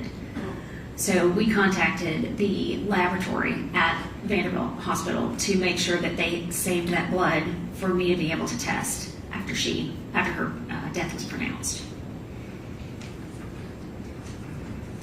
And Your Honor, I'm going to ask the witness be handed Exhibit 12, which I have, as well as 3 other photographs.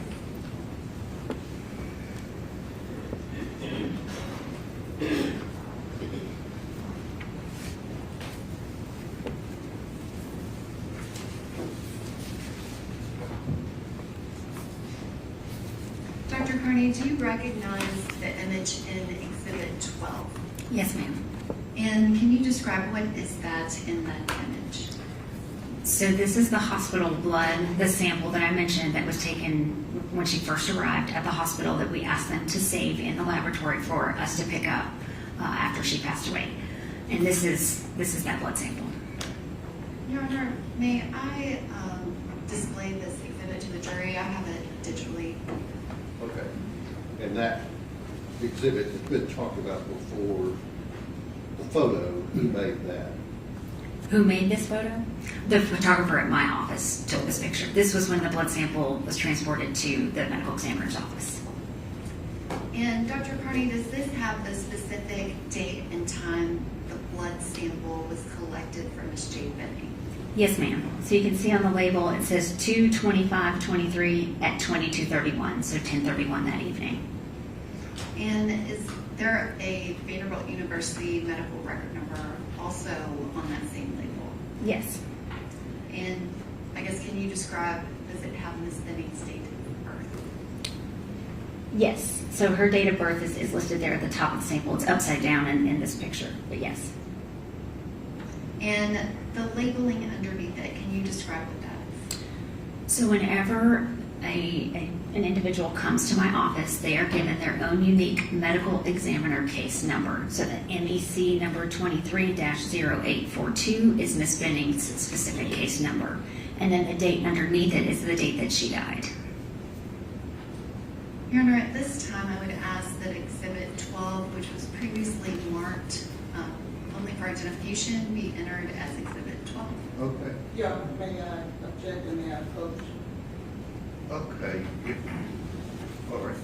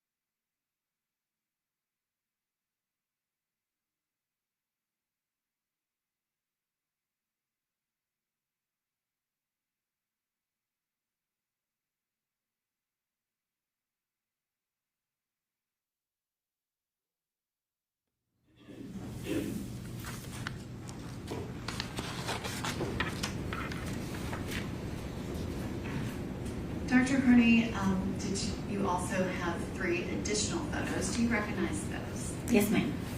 And can you explain, when did you receive the blood sample on the one from 2/25/23 at 22:31? When did you receive that? So that blood was actually transported to the medical examiner's office along with Ms. Benning's body on March 7th in the early hours of the morning. And you said that it was photographed at your office, is that correct? That's correct. And then what, if anything, did you do with that vial of blood? So I wanted to see what kind of tube it was in and how much blood was there so that I could determine what kind of testing I could order on it. And then I sent it to NMS Labs for the needed toxicology testing. And can you explain what you mean by you wanted to see what type of tube it was in? Well, typically when we draw blood at the time of autopsy, we put blood into a tube that has a gray top. It contains sodium fluoride, which is important to inactivate those esterases in the blood. It's these enzymes that can break down cocaine. And so they continue working even after death. And so I wanted to see what kind of tube it was. This is actually a clear top tube, so those esterases are still able to break down the cocaine. But just so I'm aware, and that way I order the correct testing so that I can not only see if there's cocaine there, but if there's those breakdown products that have probably been formed over the time that it's been in this tube in the hospital. And Dr. Carney, can you explain why was it that you were wanting to have it tested for cocaine? It was, I learned in the process of while Miss Benning was still in the hospital that she had a urine drug screen that was positive for cocaine. And so once you received that file, did your office submit a request to NMS? Yes, ma'am. And can you explain what is NMS Labs? So NMS is a toxicology laboratory that is located in Pennsylvania, and they have a lot of capacity for testing, and so we send our specimens to them. And did you send that specimen to them for testing? Yes, ma'am. And did they report the testing results to you? Yes. And then what, if anything, happened with the blood from Jade Benning from 2/25/23 at 22/31? So when they were done with testing, they sent me a laboratory report with the results.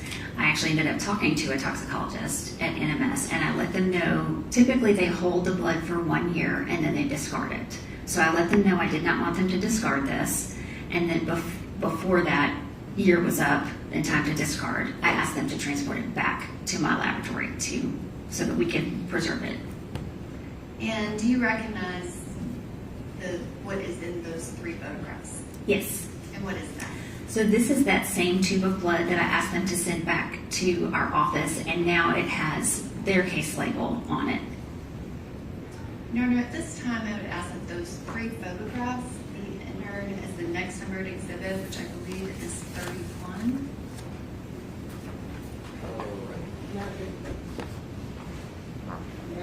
Sure.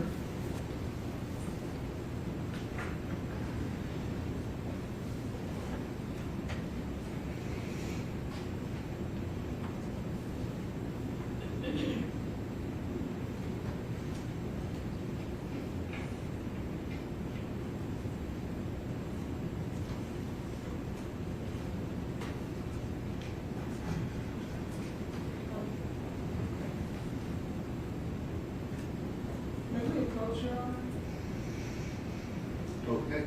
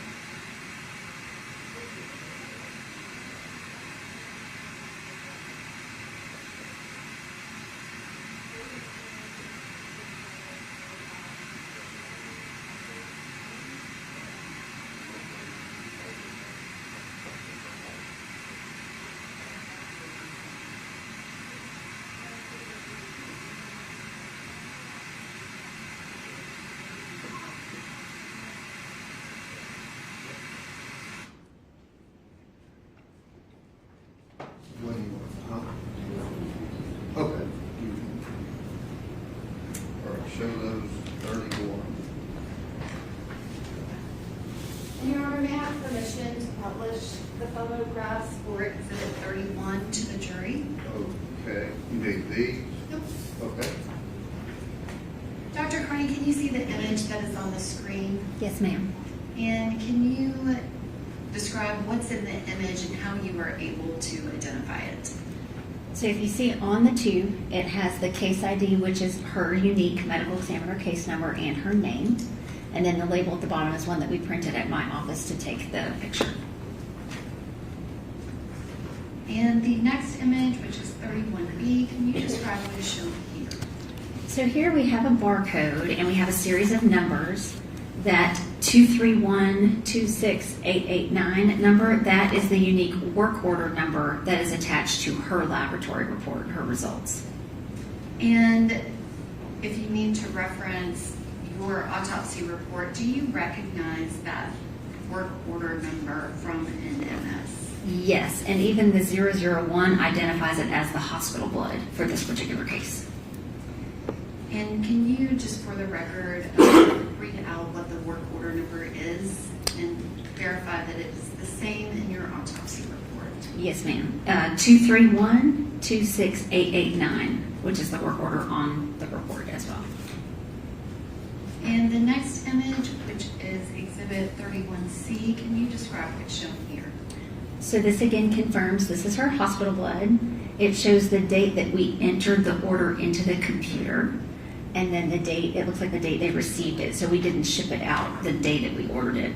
We usually send it out twice a week. So it got sent out likely on the 3rd for overnight shipping for them to have it first thing in the morning. And it's sent with cold packs to keep it in the best quality.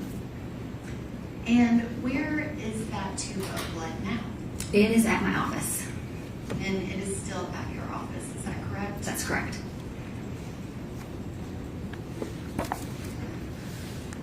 Dr. Carney, when the blood was sent out, did you receive a report from NMS Labs? I did. And specifically, can you describe what was the testing that you requested and what was the testing that was done as it relates to that 2/25/23/22/31 hospital blood? So I ordered a cocaine and products panel so I could catch not only the cocaine, but any breakdown products that may have formed while it was sitting in that tube. And then I also asked them to test for designer opioids. Your Honor, at this time, I'm going to ask that Dr. Carney's autopsy report be made the next numbered exhibit. I don't believe that I entered it. No objection. Okay. You have a copy. Yes, ma'am. No objections outside of the standing objections. Okay.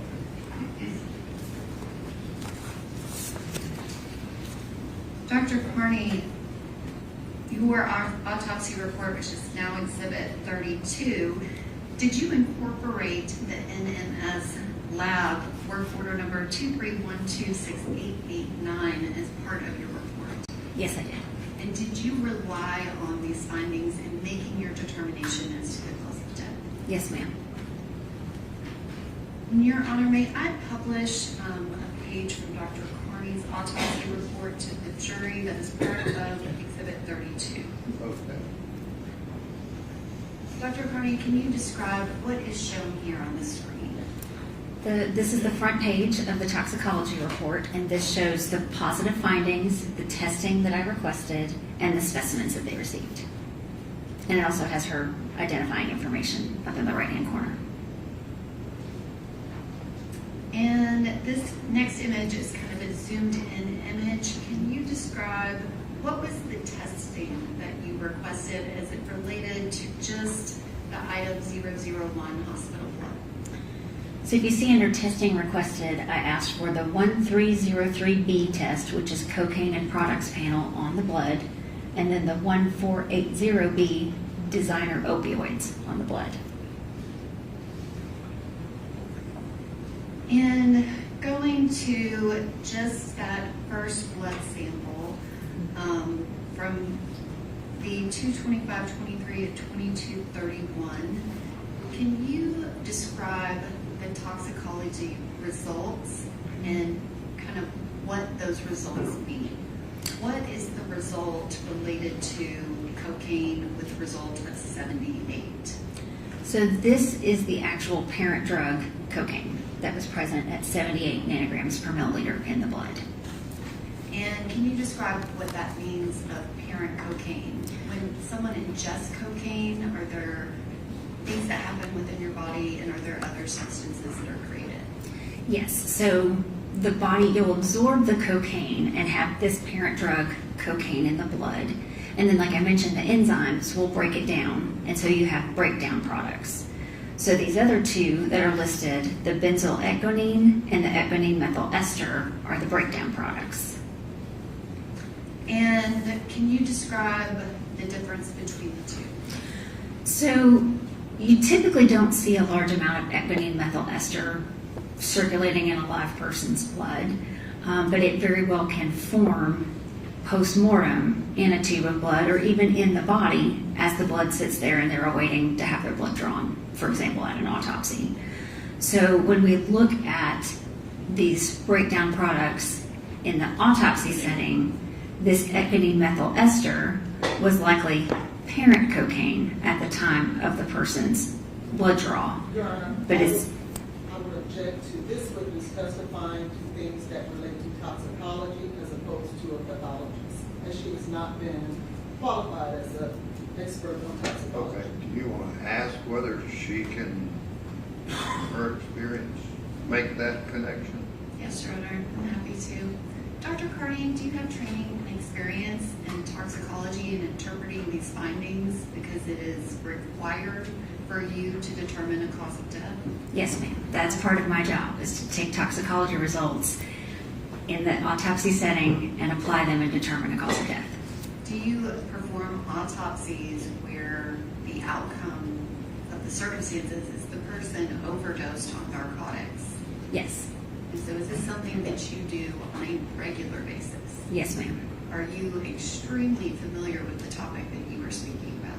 Yes. All right, I'll overrule the objection. Go May I take ahead. the witness on board, Your Honor? I'll overrule the objection. Go ahead. If you could continue, you were explaining that the ecgonine methyl ester, that it was most likely the parent cocaine. Can you describe what you mean by that? So like I mentioned, this cocaine is about the only drug that does this, where the enzymes in the blood can continue to break it down after death. Most everything else relies on being circulated through the liver, and really nothing changes after death as far as if you get them to autopsy soon after death. In this case, the ecgonine methyl ester has formed because the esterase is in that clear top tube that didn't have the preservative to stop the breakdown, has broken down the cocaine into ecgonine methyl ester. So if you add the cocaine number and the ecgonine methyl ester number together, that will give us an idea of how much cocaine was in her blood at that point in time on February 25th, 2023 at 22:31. And so is it your testimony that that amount would be 7,878 nanograms per milliliter? Yes, ma'am. So that would be the concentration of cocaine in Jake Binning's blood on February 25th, 2023 at 22:31 p.m. Yes, ma'am. Dr. Carney, you've already testified that you have performed autopsies where someone has overdosed.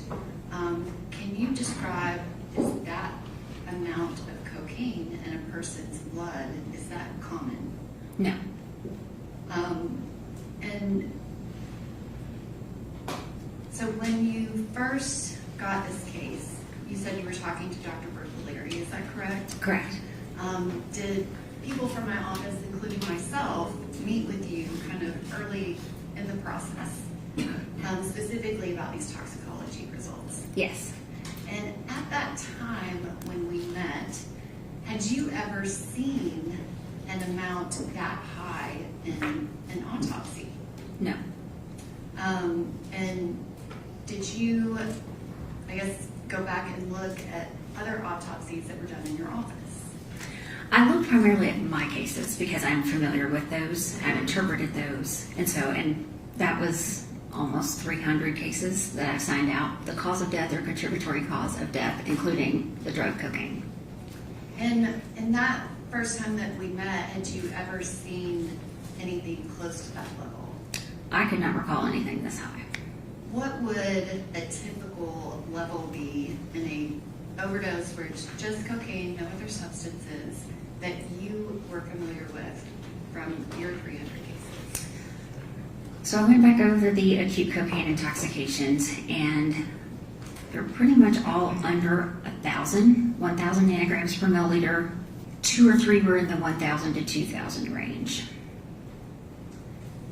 And since that first meeting that we have, did you do another review looking for anything that compared to this particular result?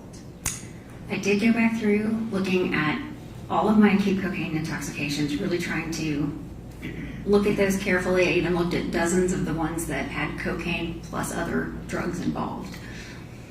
And did you find anything that was similar to that amount of 78 nanograms per milliliter? I found one. And can you describe what was the result in the one case that you found? The cocaine level was 10,000 nanograms per milliliter in the blood. And going back to the ones that you had done that you initially reviewed where 1,000 was the highest, can you describe what were the findings in your autopsies of the method of ingestion? So a lot of these we do have scene investigations. They look for drug paraphernalia, and in many of those you would find evidence that the person smoked it, or perhaps we would call it nasal insufflation or snorting it, or intravenous injection if they were able to put it in a syringe and inject it into the veins. Had you ever, done an autopsy before where oral ingestion was the method? It's very uncommon, and I did not recall cocaine ingestion being a common drug method of administration. In that one case that you found that the medical examiner's office an autopsy was performed, what was the method, or can you just describe the circumstances of that particular case? That one was believed to be ingestion. It was someone who had been taken into custody, was believed to have swallowed something while in intake at the detention center, and then died during the booking process.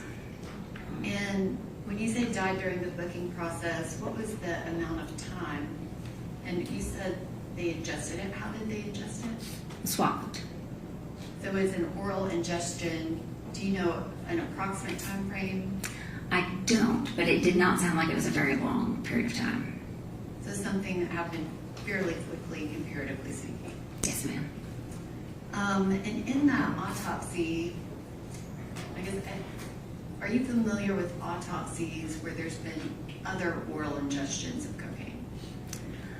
I did have another one with oral ingestion of cocaine, but it was mixed with another drug. And we knew that it was oral ingestion because I found the bag with the crystalline substance that had broken open that was still in the stomach. And typically, what is the result going to be for cocaine in a case like that where someone swallowed a limb? Have you looked at any data related to that? Yes. So in the literature, it shows that those are the cases where they swallow cocaine in an attempt to transport it somewhere internally, not to use it for its effects, or they swallow it to avoid perhaps being caught with it. In those cases, the cocaine level is high. Is it as high as the 7870 or the 10,000 in the other case? Yes. And specifically that case with the 10,000, in that autopsy, was there a bag found? No. And can you describe what would the bag potentially have to do with what the cocaine level would ultimately be? Well, if you have a bag or some sort of protective covering, then that's going to delay the time because then the acid in your stomach has to kind of break through that bag in order to get to the drug. So it should delay it. And can you describe what information did you have about the method of ingestion related to Jane Benning and the subsequent cocaine testing? I I found from the police investigation, there was concern that she may have ingested it by drinking it. And are you familiar with the additional testing from NMS Labs, specifically of the substance on the comforter? Yes. Objection, Your Honor. What's your objection? The line of questioning that she's going into in regards to any findings on that comforter at this stage. Okay, do you care to be heard? Yes, Your Honor, I'm asking her for... She factored in something from further test on the comforter. Correct, Your Honor. Okay. All right, let the lawyer look first.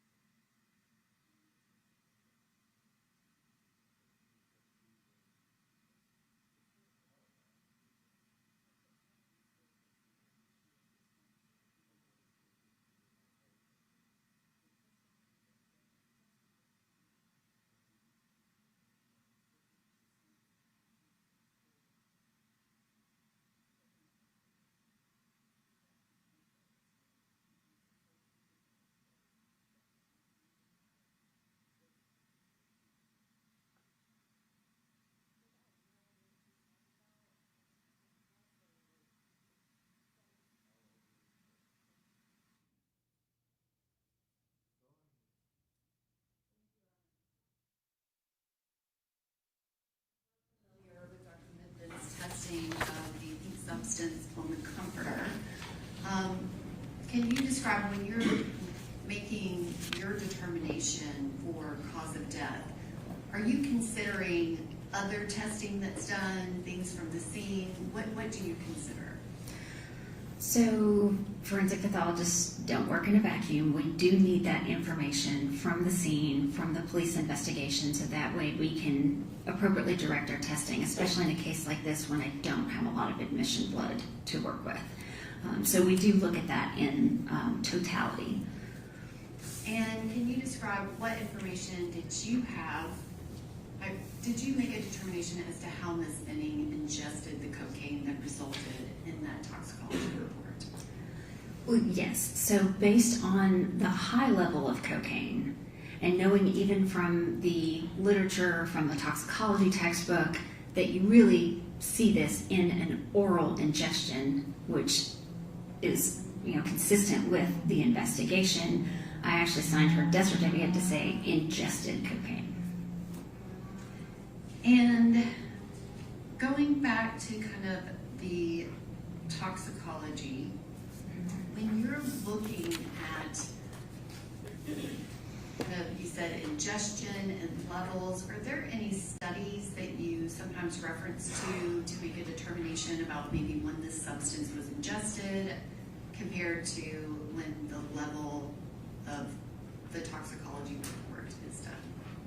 Yes, so there are studies, and they've kind of pulled everything together, even in our toxicology textbook, that looks at the time frame from the time that it was taken into the body by whatever method, and the kind of high level, the peak level, is found. And in those studies, I guess, can you describe what do you mean by a peak level? Well, in the study scenario, when you're actually administering cocaine to a volunteer, you can draw their blood serially and look and see how the levels, how the numbers change to try to determine how high are they going to go and at what point do they get there. And they've done those sorts of studies with low levels of cocaine. And is that those types of studies, are they looking at the half-life of cocaine or whatever the substance is? They are. So they look at how quickly it shows up in the blood, what the numbers are, and then how long it takes for the parent cocaine to be broken down into those breakdown products, including that inactive metabolite benzoyl that you see.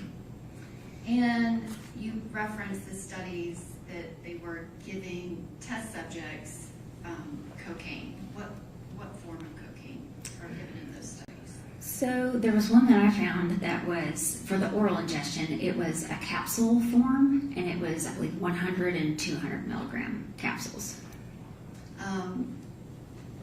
In those studies where we have this capsule, Mm-hmm.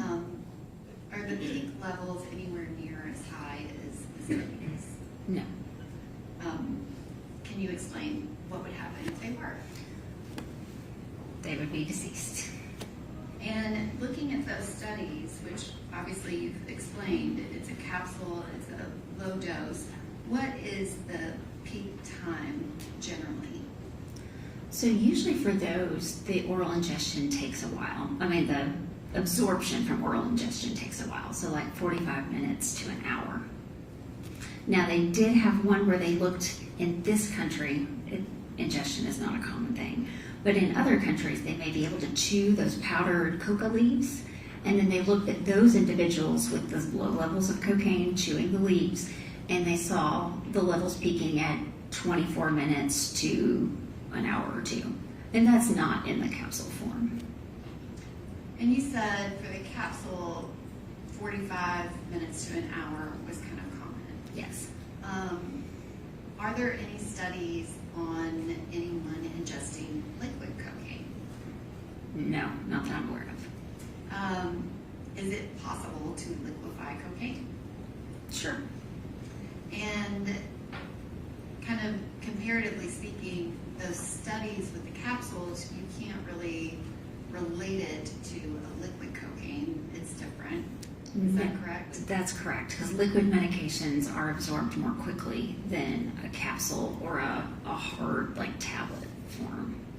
And the testing that we have from 225, 23, and 2231, where Ms. Benning's cocaine concentration was 78 nanograms per milliliter, are you able to say if that is a peak level?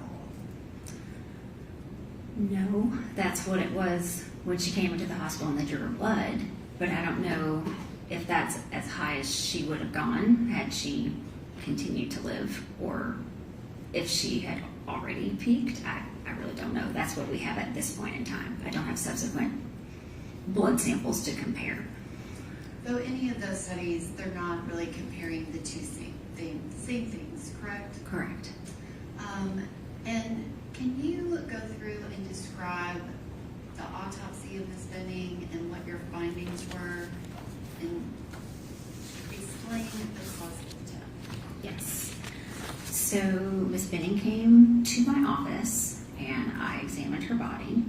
I found that, like I mentioned before, she had the period of time where she didn't have a pulse and she wasn't able to supply her brain with enough oxygen. So she had what we would call an anoxic brain injury. When the brain is injured, it does one of two things. It bleeds or swells. It bleeds typically if it's been injured, like by blunt force injury or a gunshot wound. And if it's not, then it usually swells. So her brain was very swollen. Unfortunately, there's only so much space in the skull for the brain to go. So when it gets really swollen, it pushes down on the bottom of the brain where you control your heartbeat and your breathing. So her brain had actually begun to herniate down out of her skull. So I saw brain swelling, cerebral edema, and herniation. The other things I found is the chambers of her heart were dilated, but her heart was not enlarged. And she was pregnant. So I saw the fetus, a baby girl, approximately 25 weeks gestational age. I examined the baby, and there was no anatomic or congenital malformation with the baby. It looked like a healthy, normal 25-week gestation pregnancy. I also did histology. I took samples from several of her organs, looked very carefully at her heart, even in the conduction system, that electrical system that causes your heart to beat normally, to see if there was anything wrong there, and submitted those. And let's see. I did not find that she had any pneumonia. Did not see any infection in her lungs. She had a few heart cells that were a little bigger than normal, but she didn't have any infection. She didn't have a heart attack. I didn't see any inflammation in the placenta or the umbilical cord, any sort of infection that would have hurt the baby. So at the end of all that, and I have these toxicology results, the cause of death I determined was acute cocaine toxicity. And can you describe, the toxicology results of Ms. Benning? Can you describe, once she ingested that liquid cocaine, what would happen to her body? So cocaine causes your heart rate to go up, and your heart has to work harder. It actually causes the force of the contractions of the heart to be stronger. It also, unfortunately, clamps down on the blood vessels. It causes them to spasm or constrict. So your heart's working harder, but you're not able to supply it with oxygen as well, and really it's affecting all of your blood vessels. So it's going to make it harder for you to supply all of your organs and tissues with the oxygen that you need. In some cases where people have used cocaine, they may actually have a heart attack. It can also cause an abnormal rhythm of the heart, particularly if it's high, and that abnormal rhythm, if it can't sustain life, then the person will become unconscious and lose their pulse. You said that it can cause a heart attack. Did Ms. Benning suffer a heart attack? No. And you said that there was no problem with her heart. She had a healthy heart. Is that right? Right. Well, the chambers were dilated, but the heart itself was not enlarged, and she has no history of any sort of heart problems, congestive heart failure, anything to make me think that that was an issue for her. Is that something that is common in a pregnant woman? It can happen, especially postpartum. They can have issues like that. The blood volume, increases in pregnancy. But there was nothing unusual about that at all. It was nothing concerning for a cause of death. And can you describe if someone ingests liquid cocaine, would they immediately go into cardiac arrest? Not seconds later. It would take a little bit of time for them to absorb it through the stomach wall, intestinal wall. And kind of those first minutes, and I'm talking like maybe 2 to 3 minutes, what would the effects do to their body? Would it make it perfect? Objection. Right. The question before you kept going was, what would it do to your body? So, like I mentioned, what cocaine is going to do to the body, it's going to cause the heart rate to go up. It's going to cause the arteries to kind of constrict or be small, or kind of clamp down, tighten up to where it's harder for the blood to flow through them. But you're going to have to absorb it into your bloodstream in order for it to affect you. So you've got to have time for that absorption. Not long if it's going to be a liquid form, or unencapsulated form. And would you expect someone to be dizzy? They can be, yes. Would you expect them to continue to be able to walk? You could walk initially, but as the level rises, it's going to affect you more. And then what about any type of, aspirating or vomiting? Would that be something that you would expect to occur? That is a common thing to happen in a lot of deaths. And if someone describes someone as snoring, does that have anything to do with these symptoms? Snoring often, especially when it's around the time of death, often refers to agonal breathing. So it's kind of that gasping breaths that can sound like snoring. And agonal breathing, you said it's close to death. Is there any type of time frame that you can give to that? I'm not sure, but we do hear it very frequently where they'll say someone's snoring and then they stop breathing completely. And it's probably because they were gasping for some period of time and then they stop breathing. Would the person be able to vomit after that? Yes, I mean, people vomit pretty routinely close to the time of death when they're unconscious, and then that's where we run into some aspiration issues for people who make it to the hospital and survive for a period of time. You said the person would be unconscious. Yes. And I guess, what happens to the body when you have that lack of oxygen to your brain? That's why her brain is swelling. So once you deprive the brain of oxygen for too long and it can't recover, it will swell. And it'll swell to the point where we have, like in her case, you know, the herniation out of the skull, and it causes their death because it presses on that center that controls your heartbeat and your breathing. And so you said that the studies that you referenced about oral ingestion, that time frame can't really be compared to this. If you had the circumstances of Miss Benning being able to paint words on a photo at 9:10 p.m. and at 9:24 p.m., she's been painting, and the word beautiful is now added to the photograph. It's been painted. The words are legible. You can see them.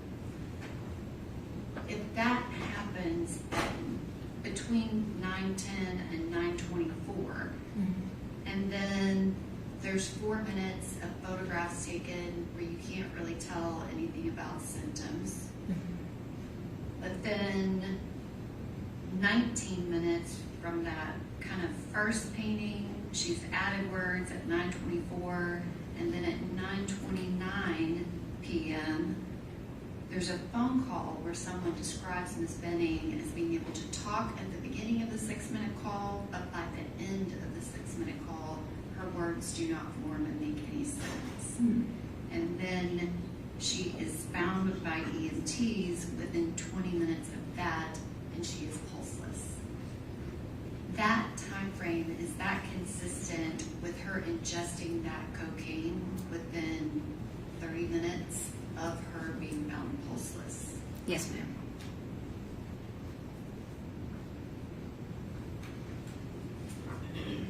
I want to talk about Miss Benning's unborn baby girl. You did an autopsy on the fetus as well, is that correct? Yes, ma'am. And can you describe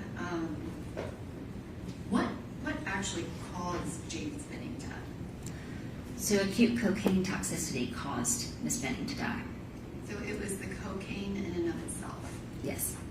And she was pregnant. Yes. Is there anything about cocaine and pregnant women that is, I guess, something that you know about? Yes. So cocaine is one of the only drugs that we know can cause pregnancy loss, because it can cause placental abruption, where the placenta pulls away from the uterine wall. That disrupts the blood flow from mom to baby, so now baby's not getting the oxygen that it needs through the blood, and then baby dies. And did Miss Benning suffer placental abruption? No. And I guess why is that? Well, she died of the cocaine toxicity, and so the abruption maybe didn't have time to occur, or just didn't occur in this case. And I guess if she maybe had been given less cocaine, is it possible that it could have caused a placental abruption? It could have. And this information about cocaine and pregnant women and the cause that it causes placental abruption, are there studies on that? Oh, yes. And you said, oh, yes. Can you describe how many studies are there on that? I don't know how many studies, but they're out there, because that's something that I searched early in my career to learn the connection between drugs and pregnancy loss, and that was one of the clear connections, was cocaine and placental abruption and pregnancy loss. And are those studies available on the internet? Yes.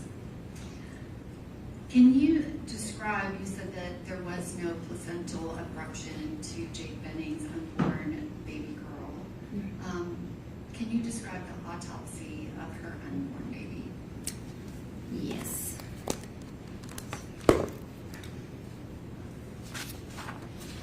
All right.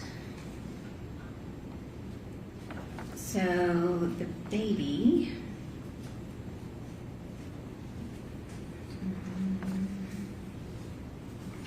Sorry, I was looking for the weight here. We have an 830 gram female fetus, and then I have all the measurements listed. We take the weight and the measurements to compare it to a chart to see how far along the pregnancy was, and it fit with a 25-week gestation pregnancy. She was in the uterus, just the baby surrounded by amniotic fluid. The amniotic fluid was yellow, but there were green particles in it concerning for meconium, which you typically see when the child is distressed. So the child was under some sort of stress, which means they basically had their first bowel movement in utero into that amniotic fluid. Then I measured the placenta. I saw a 3-vessel umbilical cord, which is normal.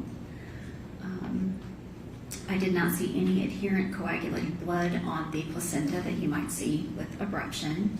And I didn't see any evidence of infection, nor did I see any under the microscope.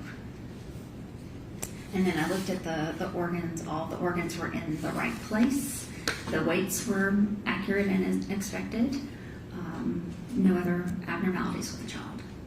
If Jake Benning had not ingested the liquid cocaine that she did, which Objection, Your Honor. Okay, you want to rephrase your question? I hadn't finished my question, Your Honor. She's objecting to Me asking the way her. you phrased it. Dr. Carney, if Jake Benning had lived, would you have expected her to have a healthy pregnancy based on your autopsy of her unborn baby? Yes, ma'am. Was there anything wrong with her baby? No. Would her baby be able to live after ingesting that level of cocaine? Would the baby be able to live after mother ingested that level of cocaine? Mother ingested that cocaine, and Right. could her baby have lived without her? Okay, so I understand the question. So the baby died because mother died. And did you do further testing of anything related to the baby's organs? Yes, I sent the liver tissue from the fetus for testing. And can you describe why did you do that? I was looking for the presence of any sort of drugs that might have circulated through the baby's liver while mom was under the influence of this drug. And you said that you submitted that liver tissue specifically for testing. Yes, And is that result also incorporated in your autopsy report? yes. And can you describe what was that result? So the liver tissue was presumptively positive for fluconazole. That's an antifungal commonly given to women for yeast infections. And did you have any other information related to the testing of that liver tissue? There were no other positive findings reported. Based on further investigation, I called and discussed the toxicology findings in this case with a toxicologist at NMS Labs. They said that cocaine was found, it was triggered in the liver tissue, but it was very close to the cutoff limit. So they said if we sent it for confirmation, it might not show as positive because it was so close to the reporting limit, but it was there. And in forensic pathology, we're often interested if a drug is even present. So that's why I asked. And that liver sample was taken on March 7th, is that correct? The liver tissue? Yes, ma'am.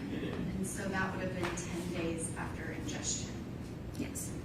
And can you describe what would happen to, I guess you were talking about the ingestion of cocaine, that it clamps down on the blood vessels. Yes. That ingestion of cocaine by Jake Benning, what would have been happening to the baby in that moment? Well, everything that's in mom's blood goes into baby's circulation as well. So clearly the cocaine in her blood did make it into the baby and was still in the liver even 10 days later. Unfortunately, because the cocaine causes that difficulty for the blood to flow to all the organs and tissues, including the uterus and the baby is likely deprived of oxygen during this time. So by the time, EMS makes it to Miss Benning, she doesn't have a pulse, so she doesn't have enough of a blood pressure to supply her own brain with oxygen. She's not going to be able to supply the baby with adequate oxygen either, because she doesn't have enough of a blood pressure. They worked very hard to try to save her and took her to the hospital, but they didn't get actual circulation back for some time.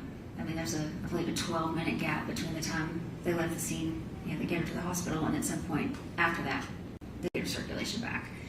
And my understanding is the first evaluation of the baby, as mentioned in the medical record, is the heart rate was already low.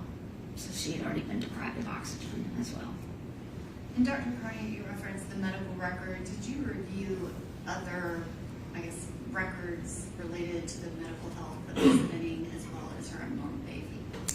I did try to obtain as many of the OB records as I could find. So you had her records from Dr. Mullally and VUMC, I believe that's where it was, yes. as well as her Jade Benning's medical records from being in Vanderbilt University Medical Center. Is that correct? Yes, ma'am.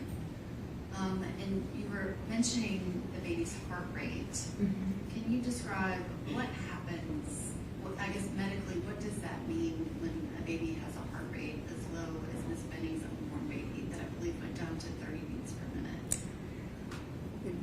It's very concerning because, again, she doesn't have, her heart is responding to not getting enough oxygen. It's not beating normally, because normally the heart rate is much higher. So I know there was a lot of concern that, the baby wasn't getting enough oxygen and was already in the same kind of scenario as mother without an anoxic brain injury. Is it possible if anyone made a decision to do a cesarean section and take the baby, is it possible the baby would be in the exact same condition as Miss Benning? Yes, and then you have also the added challenge of, at that point when she first went into the hospital, the baby was only about 24 weeks, even 25 at autopsy. So at that point, the lungs aren't very well developed, and it's really difficult to oxygenate those little ones and for them to survive. Thank you, Dr. Carney. I don't have any other questions. All right, questions? Actually, I'm sorry, I did forget to ask something. Excuse me? I did forget to ask a question. May I ask? Okay. Dr. Carney, did you determine a manner of death? Yes, And what was the manner of death? could not be determined. And you did not make a determination on that, correct? Correct. The circumstances surrounding her ingestion of cocaine were very concerning, that she ingested this unknowingly. Most cocaine intoxication, someone is taking the drug for wanting to get the effects, and so we would call it an accident because they didn't take it to try to kill themselves. In this case, police investigation did not show any history of illicit drug use. Everything that they found that as soon as she found out she was pregnant, she wanted to do everything she could to take care of herself and take care of that baby. And it didn't really fit with your classic using drugs for the euphoric effects and accidental death. It was much more suspicious that someone gave it to her without her knowledge, but it didn't have enough to get to that, homicide determination. And your autopsy report, that was completed, I believe, August 11th of 2023, is that correct? That is correct. Thank you, Dr. Carney. Okay.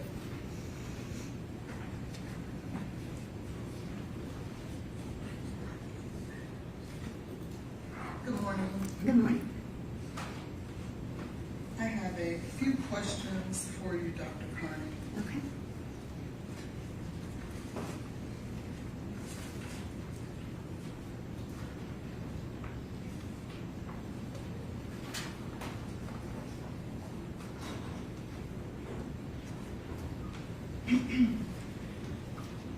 Just so the jury knows, we've met before, correct? That's correct. Okay, thank you.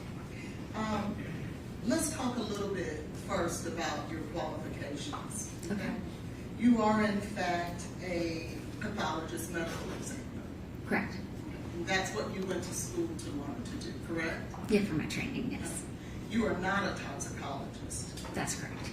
and have not been to school to become a toxicologist. That's correct.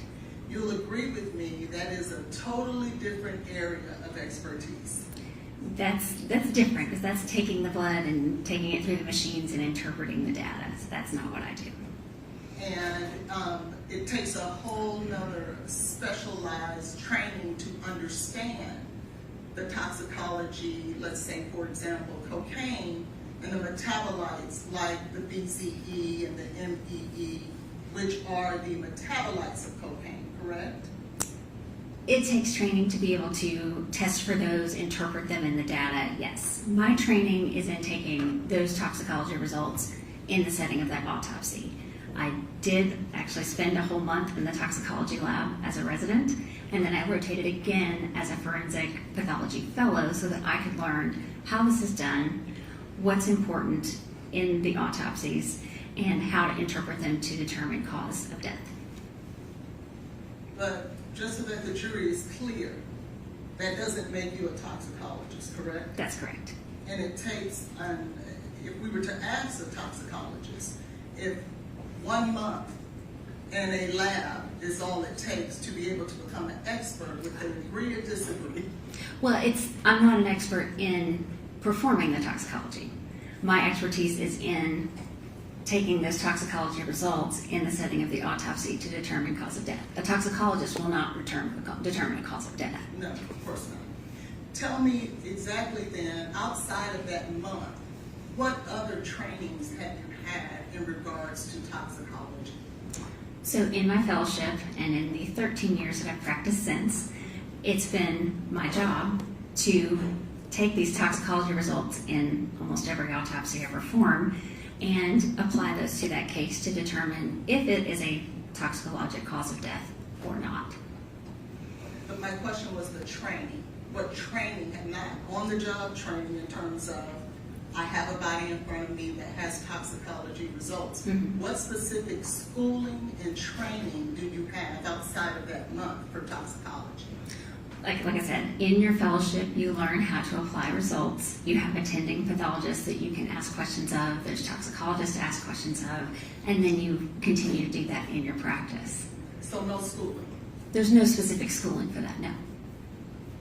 You don't go to a special set of training in order to learn how to do this as part of forensic pathology. It's part of your forensic pathology training. I'm speaking about toxicology. That's the question before the jury.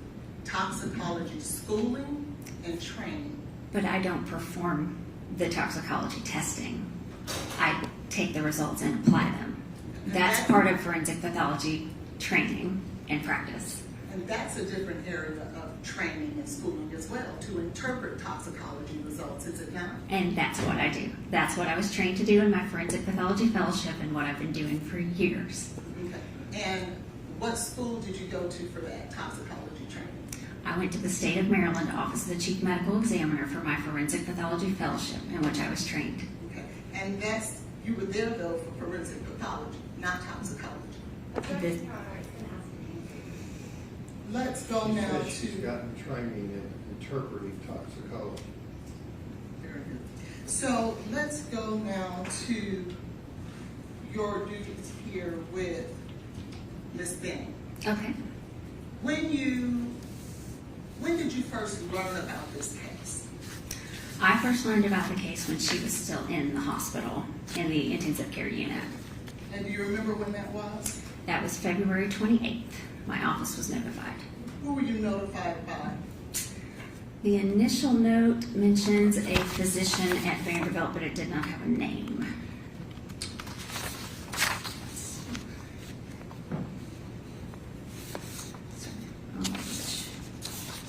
Here we go. A physician from Vanderbilt contacted the office, and then we were also called by the toxicologist at Vanderbilt.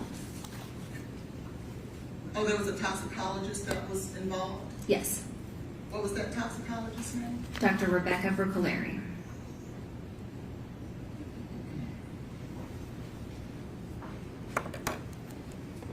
And do you remember the purpose of the call? The initial call to our office was to let us know that she was expected to die of her anoxic brain injury, and given the case information, that she would be a medical examiner case. Okay. And so was there anything specific that they needed you to do at that time? There was a question about whether or not she was a consented organ donor, so there was a question about organ donation. Were you aware that at some point prior to her coming to your office, and speaking about Ms. Benning, that there was an investigation going on in regards to whether or not she ingested some type of drug? Yes. And over the course of that time, did you ever have an opportunity to speak with the homicide detective, Adam Reese? Yes.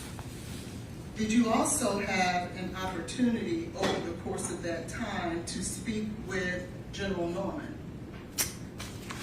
Yes, I think I did speak to General Norman during that time frame, or shortly after. And all of this was prior to Ms. Benning getting to your office, Correct. or arriving at your office. Okay. So when Ms. Benning arrived at your office, you performed the autopsy, correct? That's correct. And you'll agree with me, I learned very early on, that an autopsy is not done in a vacuum. Have you ever heard that phrase? Yes. Can you tell the jury what that means? Well, it means that we need to know what the circumstances are surrounding the death, because there are some deaths that don't have specific autopsy findings, or they have very few. So we need to know how to interpret that in the setting of the circumstances surrounding death. And that just basically means sometimes you just can't look at the body and the body itself Correct. in order to determine the manner of death. Or even, yeah, that's Okay. true. Okay, fair enough. And so would you say then that you would consider Ms. Benning's case one of those cases where you had to look at circumstances outside of the body? Yes, ma'am. Now, knowing that you now are looking for a specific drug, perhaps, that there is a homicide investigation going on, what did you do to try to determine what, if any, drugs Ms. Benning would have been involved with? There was more than one urine drug screen that was performed at the hospital. And there was additional testing done because they were trying to determine at the hospital if there was any drug that she had ingested that they could treat for, maybe understand why she was in the state she was in. So I did talk to the toxicologist about that to find out what had been tested, if anything was positive, what was negative, and that could help me direct the testing on the small amount of blood I had to work with. So you were looking then for particular drugs based on all of the investigations surrounding this death. Yes, ma'am. Did you take a hair sample? No. You did not? Not for toxicology testing, no. But did you take a hair sample? Because she's a suspected homicide, there might have been some sort of hair sample collected, but it was not used for toxicology.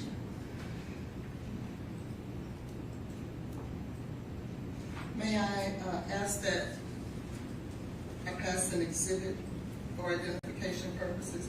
Would it help you if I showed you a couple of pictures that were a result of your testing and or collection to refresh your memory? Okay.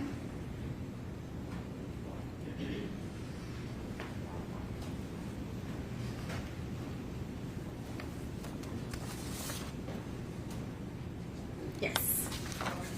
So do you remember taking a hair sample? Yes, so this is a pretty common practice with a homicide investigation that we would take a hair sample, but it was one that's not used for toxicology testing. Okay. And did you take fingernail scrapings? In this case, we did fingernail clippings. Clippings? Yes. So there were no fingernail scrapings? I don't usually do scrapings. I'll actually clip the whole nail itself, or the end of the nail where you would have the scrapings, and just take the whole thing and put it in the envelope for them to test. Okay. And did you have, knowing that, because you got the body on March the 7th, Yes. and you did not make your findings until August 31st? Yes. Or August 11th, I believe it I'm was. sorry, August Yeah. 11th? Yes. Okay, so that's 5 months. Mm-hmm.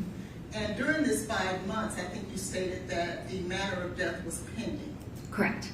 So you were trying to find what involvement, if any, Ms. Benning would have had with drugs? Correct. Okay. And so then, did you send that hair sample out to be tested? No. Why not? I don't normally test for hair. That's kind of for long-term things, and usually I think I've only sent hair for heavy metals testing. It's not a common thing that I test for But you illicit can, drugs. I apologize. Sure. But you can find the different types of drugs that a person may have been involved with, come in contact with, or utilized with the hair sample. Can you not? It's possible. I've not tested hair for cocaine. But you can do that, can't you? I think you can. You don't. I'm not sure. I've never done it, so I haven't checked into that. What about to test the fingernail clippings? Did you have any of that tested? No, actually, I gave the fingernail clippings. I believe that was picked up by the police department. Have you ever heard of someone taking cocaine with their finger and doing it like that? It is possible. So wouldn't it have been important in trying to determine what happened truthfully to Ms. Benning to have those scrapings tested? I've never sent clippings for drug testing. And so you did not do that either? No. So you landed on the testing for the blood. Yes. And did you try any other means or methods to determine what types of drugs she would have been involved with? Any other means other Are than there testing? any other means that you as a pathologist can engage in to determine what type of drugs that Ms. Benning could have been involved with? Well, blood is really what we want to know, if there's any drugs there, because that's what's going to be circulating through her system. And we have a peripheral blood sample, which is ideal. So from that, we know what drugs are circulating in her system at the time that she goes into the hospital. There was other testing done, and I did try to gather all of that in order to direct my testing. What about the vitreous fluid? Did you do that? Or can you educate the jury what the vitreous fluid is?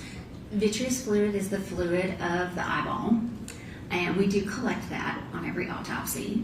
You can test that for, occasionally I will test it for drugs. Usually I want to use that to look at their electrolytes to see if they were dehydrated, if there's any chance they might have had high blood sugar, died of, a diabetic crisis. But yes, so we do have vitreous fluid that we draw in each case. Did you draw that from Ms. Benning in your search for what type of drug she was using? I believe we did. Verify that.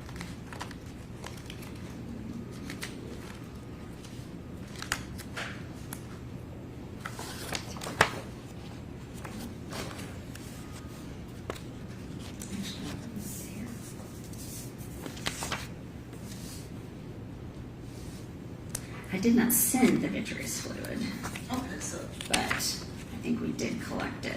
Although I wasn't concerned about her hydration levels, considering she'd been in the hospital and that had already been followed. well, you don't have to look with this. Right. Will you agree with me that you can do drug testing with vitreous fluid? You can. And sometimes it's the best way to test for different types of substances. I don't know that I would say the best way, actually. Blood is the best. Okay. But it is in fact a way to get it done. It is a way. I have used vitreous fluid to test for a substance that normally I would use urine for, and I didn't have any urine in the case, so I used the vitreous. Now, you talked about the findings in this case in regards to the blood. Yes. And you stated that based on you adding the amount of the EME Yes. along with the cocaine, in your opinion, was the best way to come up with how much parent cocaine she would have had in her system. Correct. Can you explain that to us, please?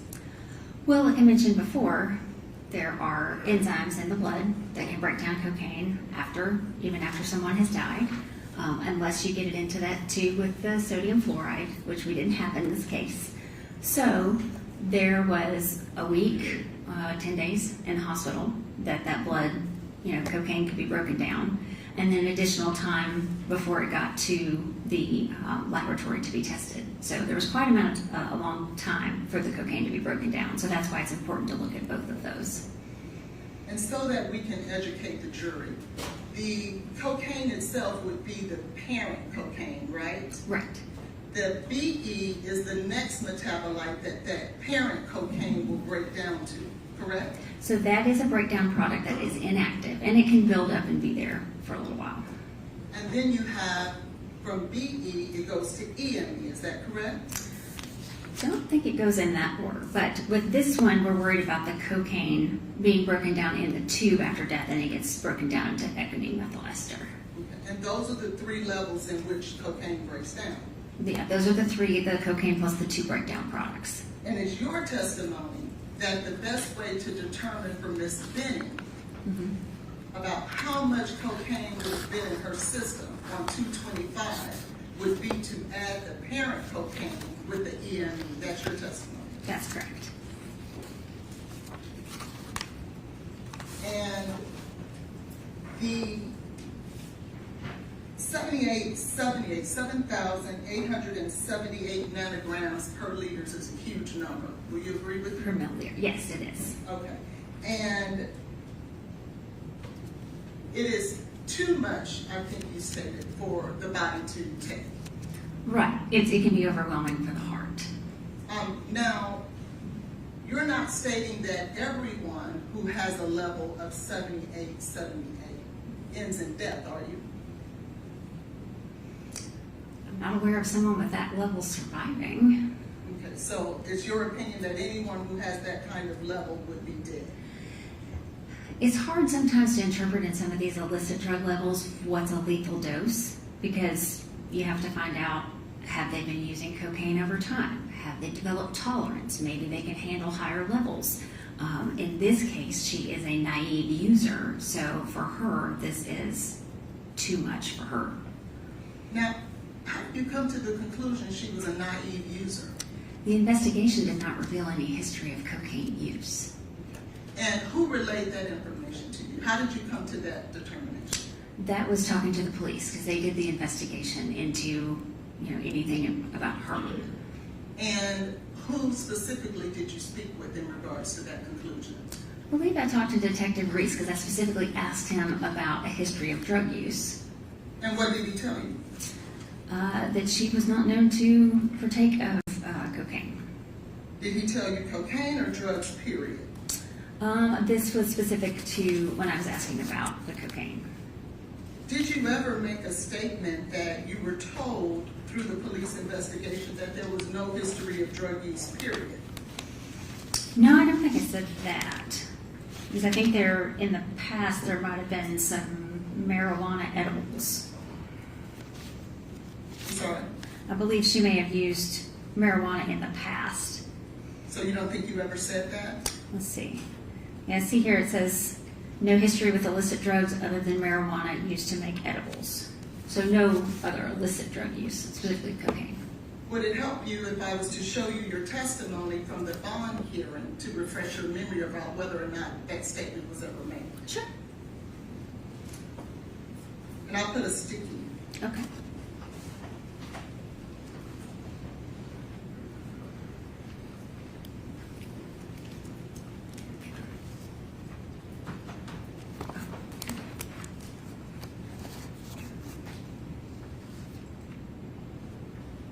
So if you're referring to this, I stated,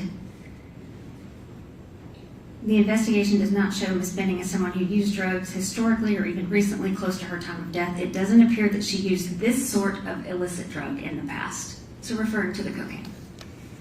And so when you stated that it doesn't appear that she had the history of using any drugs, you're saying that you were speaking about cocaine? Yes, because I specifically say this sort of illicit drug. Okay.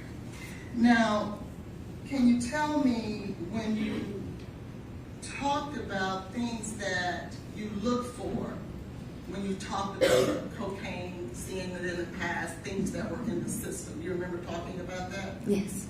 And did you see other things in her system that that at least would have caused you some concern or to consider? In my testing, no. No, and Ms. Benning's history in any of the testing? There were several other rounds of testing that were done, but most of those, well, actually all of those were after this initial sample. So she was at the hospital and was given various medications to treat her at the hospital. So those medications showed up in that testing. Well, specifically, you stated on direct with the marijuana, you were Right. looking at different things that were in there, correct? In her system. Right. Did you notice that cocaethylene was present in her system? No. There's no cocaethylene in her blood. Do you remember where there was a confirmation testing that was done on cocaethylene? No. And there's no, the cocaethylene testing was done on the hospital blood. The reporting limit is quite low, and there was none there. Quite low, like you talked about with the cocaine in the baby's liver? Right. So it's, And you testified that you noticed in the baby's liver there was cocaine, but it wasn't on the reporting level, right?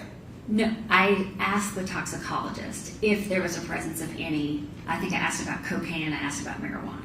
Right. And they said they did see some cocaine, but it was near the reporting limit. Right, but you testified earlier that even though it wasn't in the reporting limit, it was there, it was present, and so you like to look at that in order to make a determination. Yeah, I was interested in learning that information, yes. That would be the same thing for cocaethylene, would it not? Right, but I wasn't aware there was any cocaethylene there. And the reporting limit is it's very low, at 10 nanograms per milliliter. But in the same manner that cocaine was there in the liver, the cocaethylene is present too. It's just not in the reporting, above the reporting limit. I'm not aware that there's any cocaethylene in this blood. I was not told that at all. Well, why would a lab do confirmation testing if cocaethylene did not show up at all? They did confirmation test. Well, they did testing for benzoylecgonine, cocaethylene, cocaine, and ethylene methyl ester. That's what the cocaine and products panel includes. So they tested for all of that as part of that panel. But why would a lab do confirmation testing? Because let's talk about that. The confirmation testing that's listed here is on the liver tissue. That's her baby, is it not? Right. And you just testified that what's in mama is in the baby as well, correct? I said that the cocaine was in her Any at substance, a very low level. But I wasn't told that there was any VE or cocaethylene. We just talked about cocaine. any substance that is in the baby can only get there if it comes through mom. Is that correct? Right. And I wasn't told that there was any cocaethylene in the baby.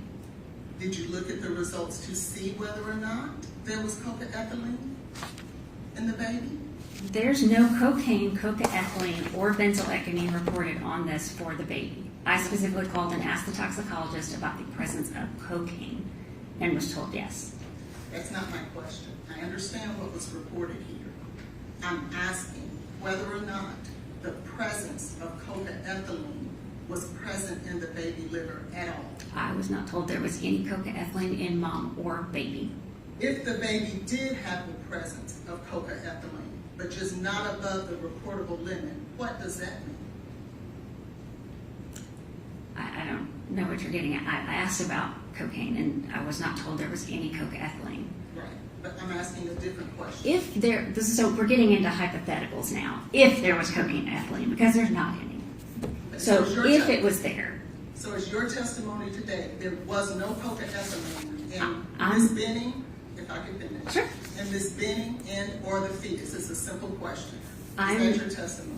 it is correct. I'm not aware of any cocaethylene in mom or baby, If you, either on the report or in my discussions with the toxicologist. if you were to learn later that there was in fact cocaethylene in the baby or in mom, how would that change your evaluation? It wouldn't. What is cocaethylene? Cocaethylene is formed when cocaine and ethanol or alcohol is in the blood at the same time. And that would mean whoever has cocaethylene in their system was drinking alcohol and taking cocaine at the same time. You want to correct? show her something that shows that? And She says she is not aware. well, I can show her the lab she's looking at, where it specifically states that there was a confirmation test for cocaethylene. Okay, she's got that. Do you see, Yes, the confirmation test was for benzoylecgonine, cocaethylene, and cocaine, and none of them came up as positives on this page. There's a screening test that's done before a confirmation test, is it not? Correct. And if something doesn't show up on the screen test, then it doesn't pass on to the confirmation test. Would you agree? Correct. Because you could have a false positive. You want to confirm it. Right. I'm not talking about false positives.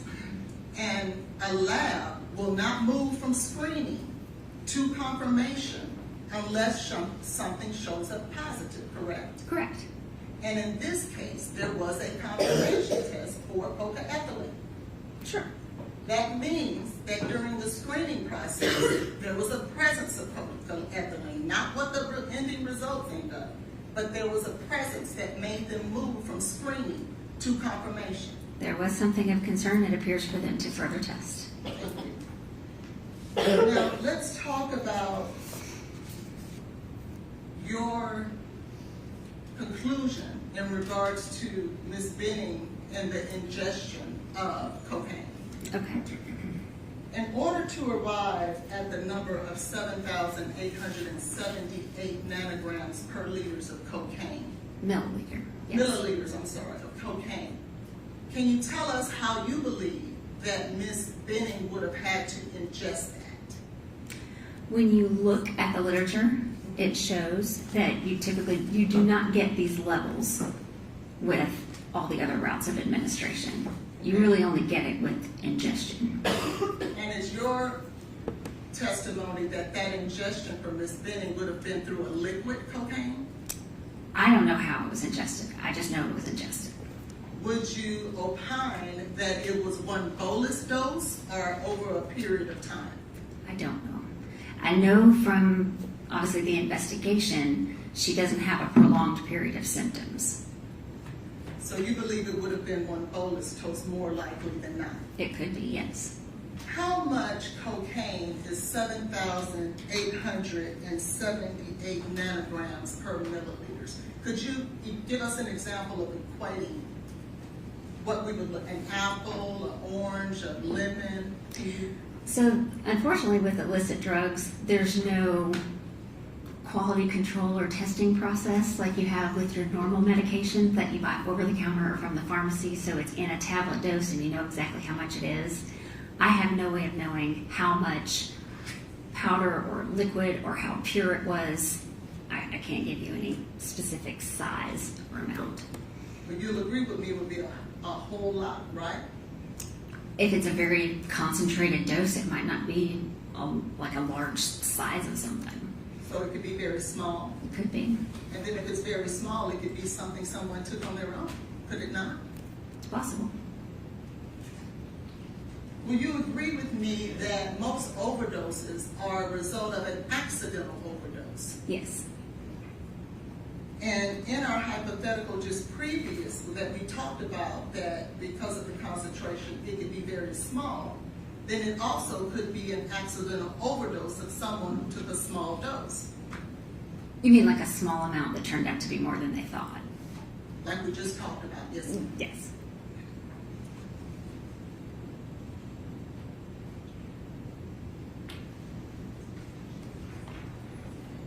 You're stating today that you've never seen prior to this dose or this case doses of that amount of cocaine. Yeah, I only found the one. Okay, so there was one you've seen before. There was one, yes. Okay, just making sure.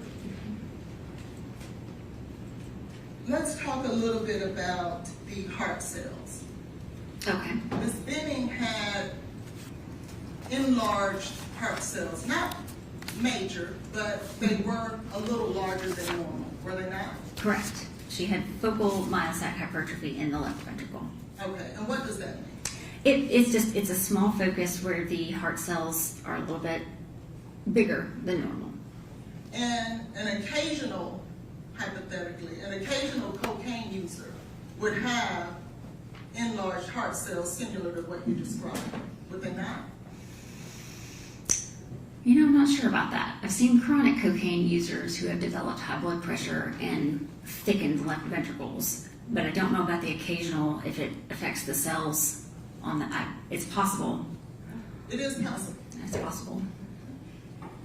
Now, did you learn at some point that Ms. Benning tested positive also for fentanyl? Yes. And you familiar with the opioid crisis in our country today? Yes. Objection, Your Honor, to the relevance. What's your next question? And you'll agree with me specifically during this time that Nashville itself had an issue with fentanyl overdosing. Objection, Your Honor, to the relevance. Do you care to be heard? Yes, this goes to our defensive theory, Your Honor.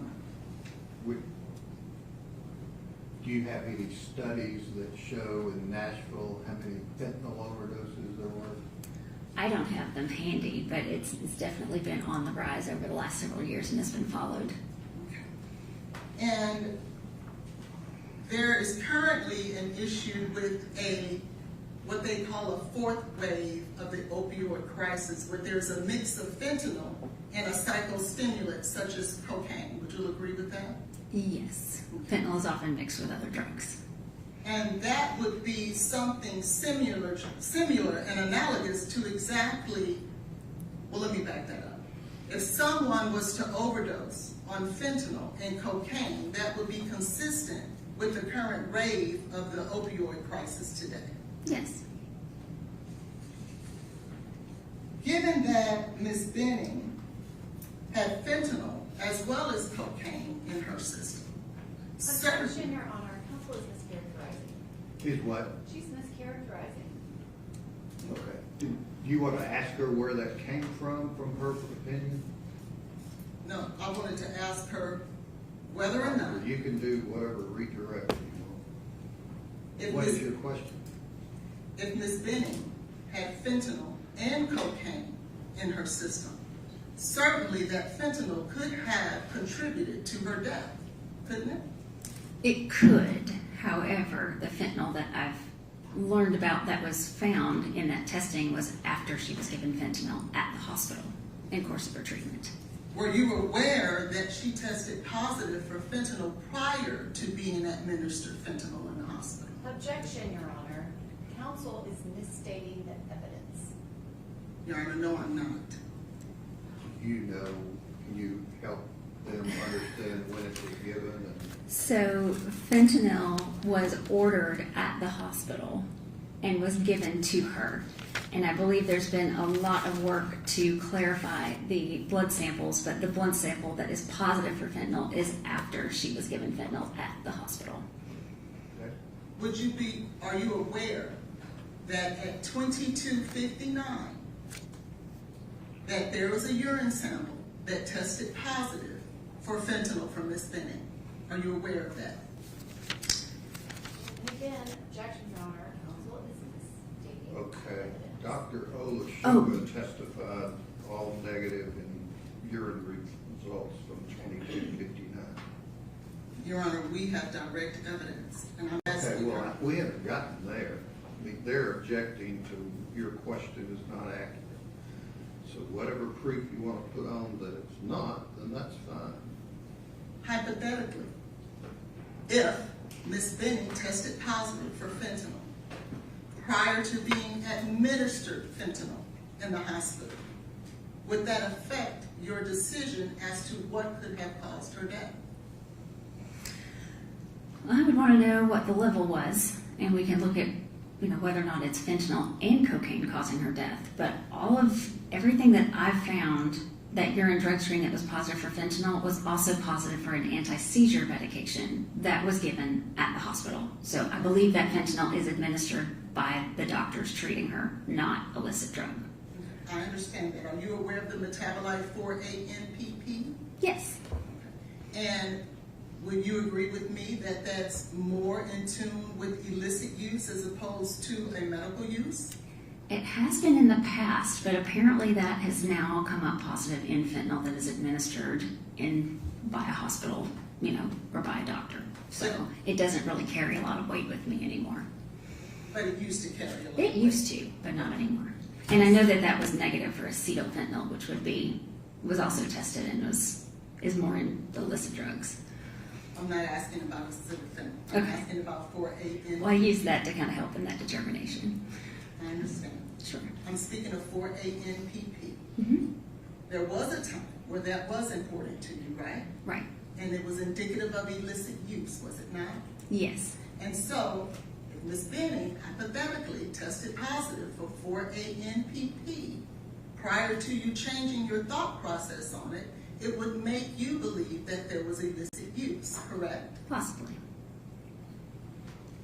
And can you tell us what are some of the symptoms of a fentanyl overdose? So whereas cocaine is a stimulant, fentanyl is a depressant. So it's more like alcohol, where everything slows down. You know, the breathing slows, the heart rate slows, and they tend to get very sleepy and then go to sleep and don't wake up. They can also have issues with edema in their lungs, where you get kind of the fluid that's getting out into the air spaces, and so they might have like the foamy fluid in their mouth and their airways. Okay, so you expect to see some foam around the mouth? Possibly, yeah. You expect for that person to become sluggish?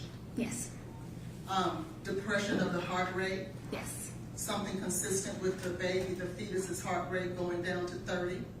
Would that be consistent with a slower heart rate? yes. Someone then going to sleep, as you just stated? Mm-hmm.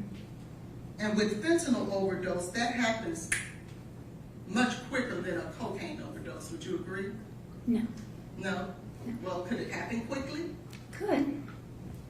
So if someone is snapping pictures and taking selfies, and within a minute they have slipped into a medical episode that is described as becoming sluggish, foaming at the mouth, labored breathing, lower heart rate, would those be things that could possibly be consistent with a fentanyl overdose? It's possible.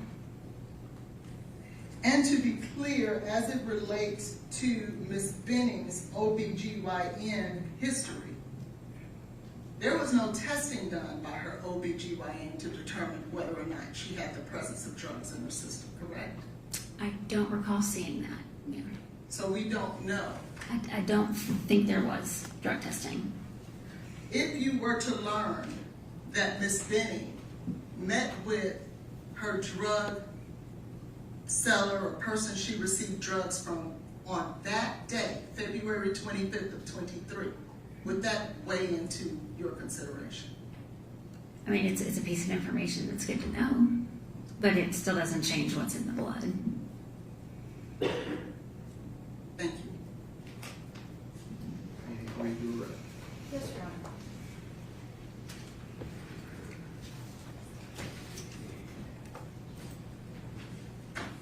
Dr. Carney, Ms. Hollins just asked you a lot of hypothetical questions, beginning with fingernail clippings and whether or not you sent those off for drug testing. Was there any evidence that Ms. Benning ingested cocaine by snorting it? No, Was there evidence to the contrary that she ingested it by swallowing it in liquid form? it's definitely consistent with the ingestion. And she was specifically asking you about other drugs that Ms. Benning might have used. Did any of the testing reveal anything when Ms. Benning first went to the hospital other than cocaine? No, There's no alcohol, there's no marijuana, there's no nothing. Is that correct? that's correct. And she asked you a lot of questions about cocoethylene. Yes. Is there any evidence whatsoever that Ms. Benning was drinking alcohol and snorting cocaine? No. And is there very specific evidence to the contrary? It appears that yes, from the investigation of the scene. If she had been drinking alcohol, would that have shown up in testing? Yes. And did it? No.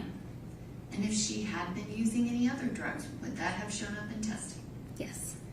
She asked a lot of questions about fentanyl and fentanyl prices and opioid crisis. Dr. Carney, is there any evidence whatsoever that fentanyl was ingested by Ms. Benning when the dose of cocaine was ingested? No. And specifically to that dose of cocaine, can you say exactly how much it was? Like What amount? size wise? Yes. In the other case where the amount was 10,000 nanograms per milliliter, the circumstances of that person was in police custody, is that correct? That's correct. Were you provided with like the facts of that case as part of the autopsy? Yes. And was it a large amount of cocaine?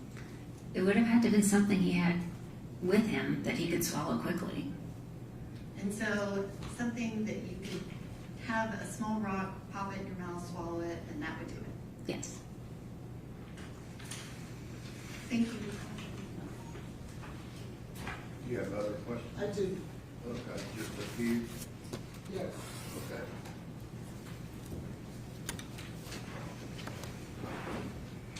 Dr. Carney, what drugs did you test for? I tested for cocaine and products as well as designer opioids. What is included in designer opioids? It's on the 3rd page of the report, and it's a lot of these designer fentanyls, and it includes 4A and PP. Now, you just stated that there's no evidence whatsoever of the presence of cocaethylene in Ms. Benning. Is that what you testified to? I have no positive findings for cocaethylene and no communication to say otherwise. Are you familiar with the lab of the Center for Forensic Science, Research and Education? Yes. Okay. And that's a lab here in Nashville? Actually, the CSFRE is a branch of NMS labs. Okay. They're associated with NMS. Is it a lab that is utilized by Vanderbilt? If they send their samples to NMS labs, yes. And are you aware that there was a sample of Ms. Benning's blood that was sent to CSFRE? Yes. Did you have a chance to look at the results of those testings? Let's see. I have some testing here. I think it was urine, actually, that I was aware was sorry. sent. Yes, Yeah, urine. urine was sent to the research lab. Yes. And in fact, isn't it true, Dr. Carney, that her urine tested positive for cocaethylene at the CFSRE? I was not aware of any cocaethylene, no. If I may, Your Honor, if I can show the witness.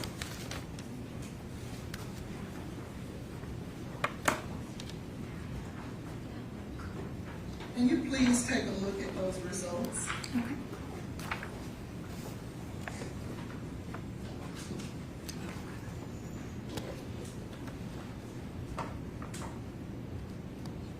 Okay. Do you see there where Ms. Benning tested positive for cocaethylene? I do see a positive for cocaethylene here. So the statement, conclusion, or testimony that there is nothing, nowhere else to suggest Ms. Benning tested positive for cocaethylene isn't true, is it? There's a positive here in the urine. And so if it's positive for her urine, that means at some point, Ms. Benning had to consume alcohol and cocaine at the very same time. It's a product of cocaine and ethanol.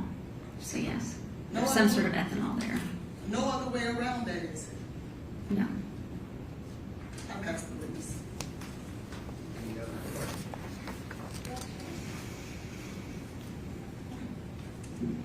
Dr. Carney, there were only 2 samples that were obtained from Ms. Benning, a urine sample and a blood sample, prior to her receiving treatment at BUMC.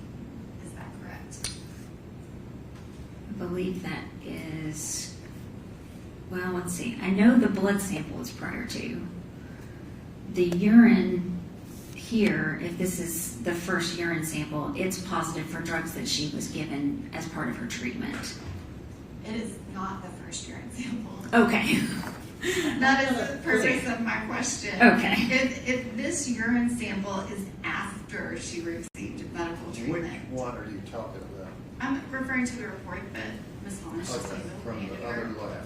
Right. Okay, what's your question? Ms. Hollins was asking questions like that was a urine sample that was taken in the beginning. If that urine sample is from after Ms. Benning received treatment, Right. there's a positive for cocaine, but there's also a positive for fentanyl type products, correct? Correct. And that is consistent. I guess, can you describe it? Are all of those substances consistent with her receiving medical treatment at Vanderbilt Hospital? Yes, so there's the cocaine and the ones that are associated with cocaine, and then the one positive cocaethylene, and then everything else looks like it was from his or her treatment. And are you familiar with CFSRE labs? Yes, I'm familiar with them. And do they do kind of specialty testing? Yes. And their levels are lower than other labs, correct? I would not be surprised, considering there's not even a number on here. It's just a positive.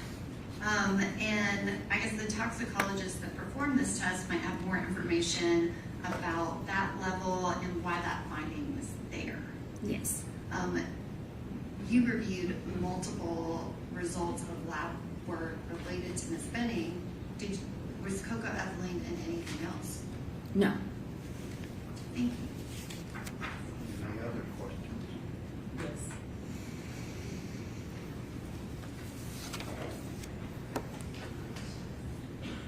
You're not telling this jury that Vanderbilt gave her alcohol and cocaine, are you?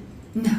Okay. So regardless of when the urine was taken, she had it in her system, didn't she? There's a positive there. I don't know what level, but And if the original urine that was taken from Miss Benning was notated at 2259 on 225, and her first administration of fentanyl was not until after midnight that night, that means that that urine testing was prior to her getting fentanyl. Would you agree? so she had a seizure disorder because she has an anti-seizure drug in here that was given at the hospital. I'm not talking about seizures. Then I don't think that we can say that this is prior to treatment. This is after treatment. She very clearly has other drugs in here that were from treatment. I don't think you're hitting my question. I'm not speaking Objection, about Your Honor, it's been asked and answered. Okay, what is your question? My question is, if her urine was taken at 10:59 p.m. from Vanderbilt, and fentanyl was not administered until after midnight, if that urine tested positive for fentanyl, that would Objection, be... Your Honor. Counsel is misstating the evidence. That No, report is I'm not not. related to that sample. She can just answer the question. The evidence is going to come out as Do you it have is. multiple urine samples? So there are urine samples, and they're clearly after she's received treatment. And I believe this has been all worked out as far as the timing. So the fentanyl from this is from her treatment. And you're right, it has been worked out. Right. Because So this is originally- not illicit fentanyl. What This is- is treatment fentanyl. Originally, up until as late as a few... Objection, Your What Honor. is your question? Counsel I would like is to stop misstating you the from asking it. evidence. I can't answer. I can't answer. What is your question? For the first year and a half to 2 You said years, start out with that. What is your question? the original urine wasn't 9, it was taken at 22:59. Is that correct? That's what it states. Okay, that's all I needed to know. And fentanyl wasn't given until after midnight. Isn't that right? I don't know that that's accurate. Did you take a look at the records? I did, but there's been a lot of examination of those records. And so have they changed? I can clearly see that she's been given treatment, and fentanyl was part of her treatment. It was ordered almost right very early on when she was there. So my understanding from everything that I've reviewed is the fentanyl that's there is from treatment and was not illicit, and I did not include it as a cause of death. I know that. But my question was, the first round of fentanyl wasn't given until after midnight. Isn't that true? I don't know that that's accurate, no. And actually, if it was given after midnight, then this urine was taken after that. It was taken after she was given fentanyl. But if the original urine that was notated at 10:59 p.m., that would be before, wouldn't it? It would, but I don't think that that's accurate. Any other questions?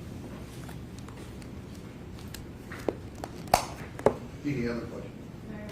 All right. Deputy, maybe step down and just leave those items.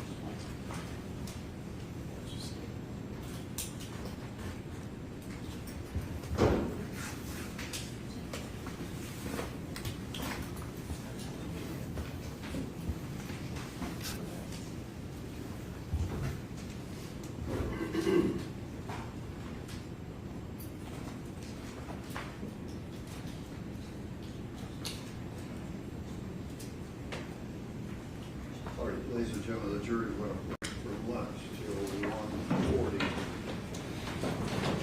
You can step down the hall.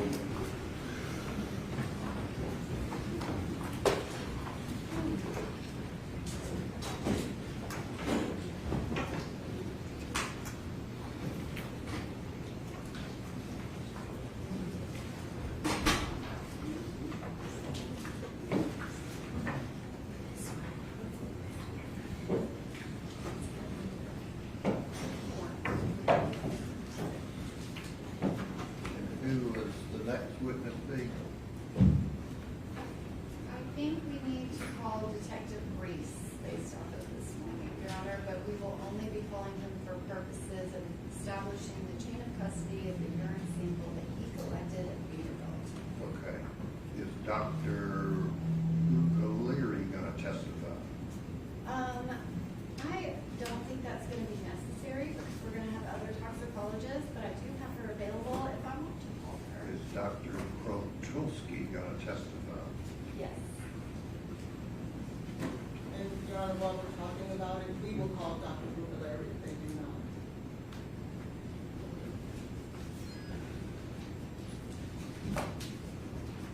We'll be in lunch recess.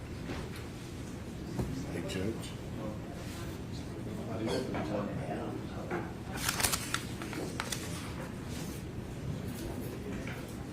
Go to the lunch recess.